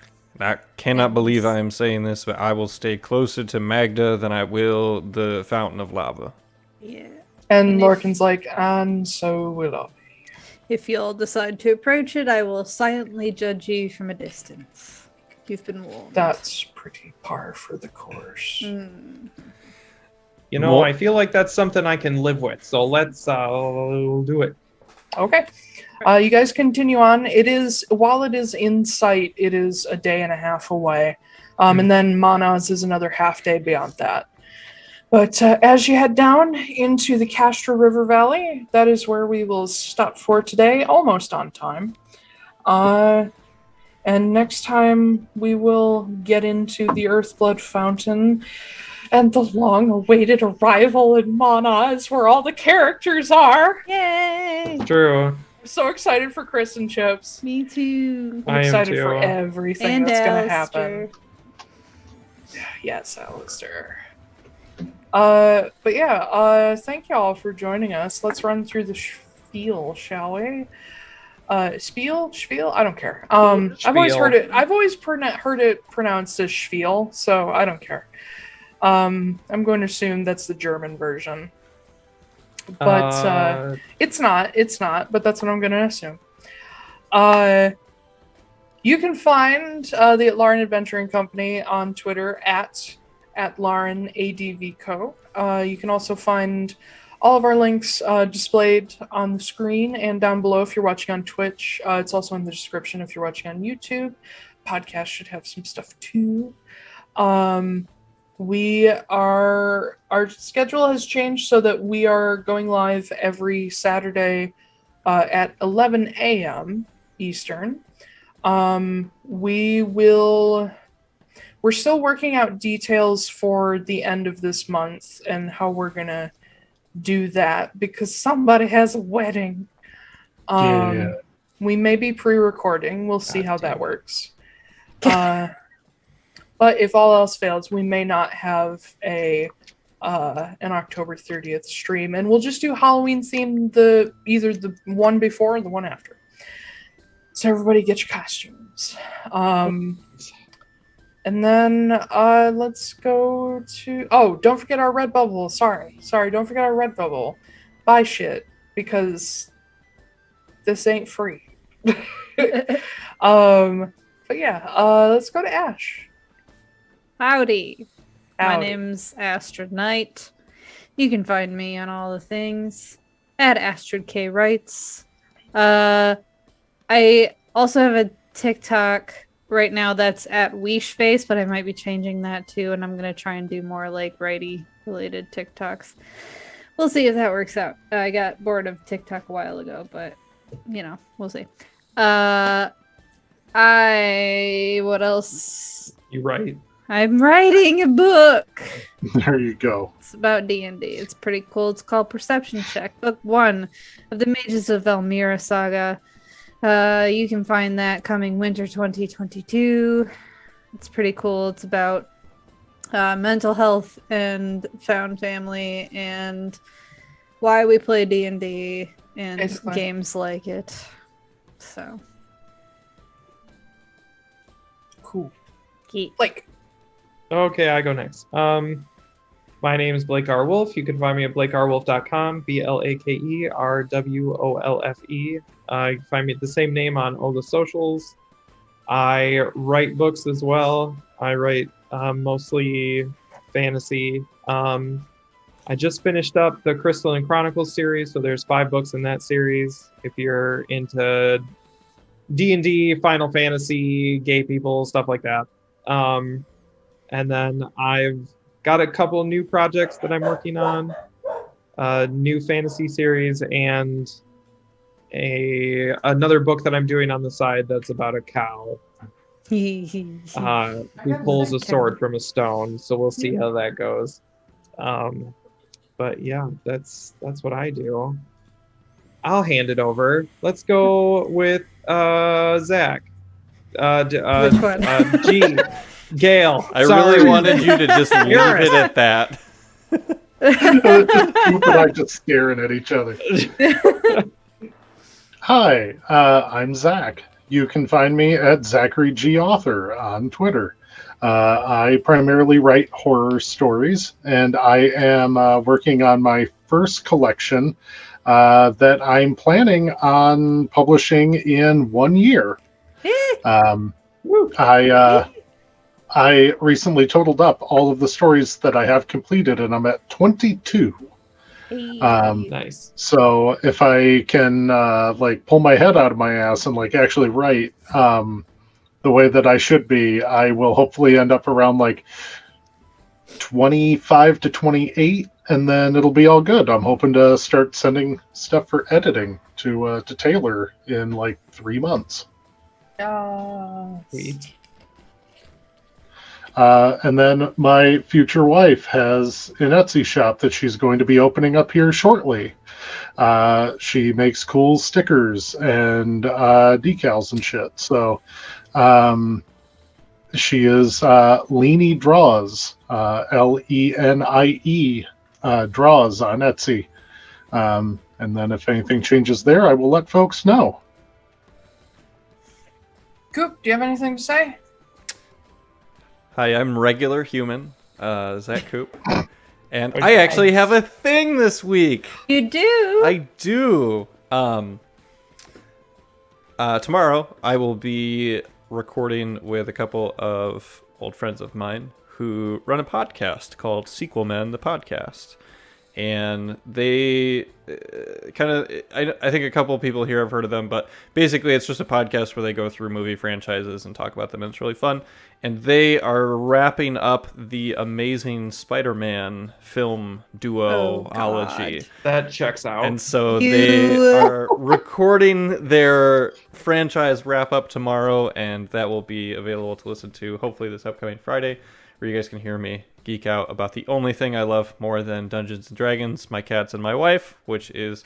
Wait, no, hold on. It's the only... Not that I love more than those three No. things. No, you already said it. No, it's it definitely goes Spider-Man, D&D, your cats, and then Hannah's all the way down. Yeah. She's in the top 5. Yeah. But yeah, no, I get to talk about my favorite live-action actor to play Spider-Man, which is Andrew Garfield, in some of the worst Spider-Man movies ever made. So that will be super fun, and that's you can find them on Twitter at Sequelmen19. Otherwise, just look up Sequelmen the podcast on Apple and Facebook and stuff. You'll find them there. Not a sponsor, but they are fun people, and we As if we would ever have a sponsor. Wow. Hey, confidence. when I am on their show, I will be plugging us. So just, that'll be a thing. If anyone has not heard Koop go on a rant about anything Spider-Man related, you're in for something. If you've ever wanted to hear me talk about something for more than 4 hours at once, that would be the thing. Yeah. I feel like every time that Koop's not on a podcast, he should just be like, "Hi, I'm a normal human, and here's a fun fact." That would be great. I want a fun fact every week now. I can do trivia, fun facts, show and tell, stuff like that. Yeah. Ooh. It's Taylor's turn now. Oh, no. Yes. Taylor, what do you do? Well, hold on. I'm sorry. I'm blanking out. I'm an editor. What's your name? I'm Taiylor. Yeah, you guys want to do the thing. I do have a fun fact for you, though. Oh. Do you guys know which whale has the biggest teeth? I thought you were going to say penis. Isn't it the narwhal? I can already tell you that. Technically, its horn is a tooth. It is the narwhal. Yeah. Oh, I was They going to can choose get up blue to- whales because they have those bristly things. Those aren't teeth. Oh, I thought they were. No. No, those are baleen. Oh, Yeah. didn't know that. A narwhal's horn tooth thing. The unicorn of whales can have a tooth up to 9 feet long. That's a big tooth. So it's a big sword. He's girthy. But yes, hello, hi, hello, how are you? My name is Taiylor Wallace, and you can find me on Twitter at TAIY. What just happened? TAIY. Shut up, y'all. TAIYLORWALLAC. Make sure you spell it wrong, or you will never find me. I am the chief editor and only editor at sonderediting.com. I have edited for Blake, and I shall be editing for Gale and Knight. Are you okay? I just stabbed myself in the eyes. Yeah, I saw that. Oh my God. And yeah, you can find me in all them places. And I'm a freelance editor who doesn't charge your entire soul and that of your firstborn child. So check me out. I also do developmental editing. So if you're currently writing and want a little bit of like somebody to bounce ideas off of, let me know. I do that too. What else? I don't think I have anything else for myself personally, but you can find all our links on Linktree, which is attached to literally everything. But I think we talk about it occasionally, but I think it's worth mentioning that in a month, for National Novel Writing Month, we are going to be working on the first book of Campaign 1, where we will get into all of the stuff that happened before the stream. So the only people who know what happened before the stream started were Ash and Ben and me. So Koop and Gale, you guys get to Koop and Gale. Koop and Gale. You guys get to you guys will get to be privy to all of that. Oh, I was thinking Chip and Dale. Yeah, that too. Oh, I was thinking nobody wants to see me in that. But I think, did we settle on Obsidian Saga? Did we settle on anything yet? I think it's the Saga of the Obsidian Collective. Sure. I remember not being super into that name, but we'll talk about it. I know you're. Yeah, I don't know. We'll see. We'll see what happens. The name is not the first thing that needs to be figured out. That's true. We'll write it and then we'll... Yeah. The Tale of the Rock Group. Yeah. Yes, indeed. We're the Obsidian Collective. 1, 2, 3, 4. So yeah, we'll be working on that, and we're definitely a death metal band. Hell yeah, the rock group. Yeah. No, we're a polka band. We'll keep everybody updated on whether or not we will be streaming on the wait, we won't be able to stream because No, we will, because I'll be able to play it before I go to the wedding. We'll work it out. Whatever, who cares? We'll see you guys next Saturday, 11 a.m. Eastern sharp. And bye. Thank you. Bye? Question mark? Thank you? Maybe? Who knows? Take us out. Alright, anyways, we'll turn this shit off.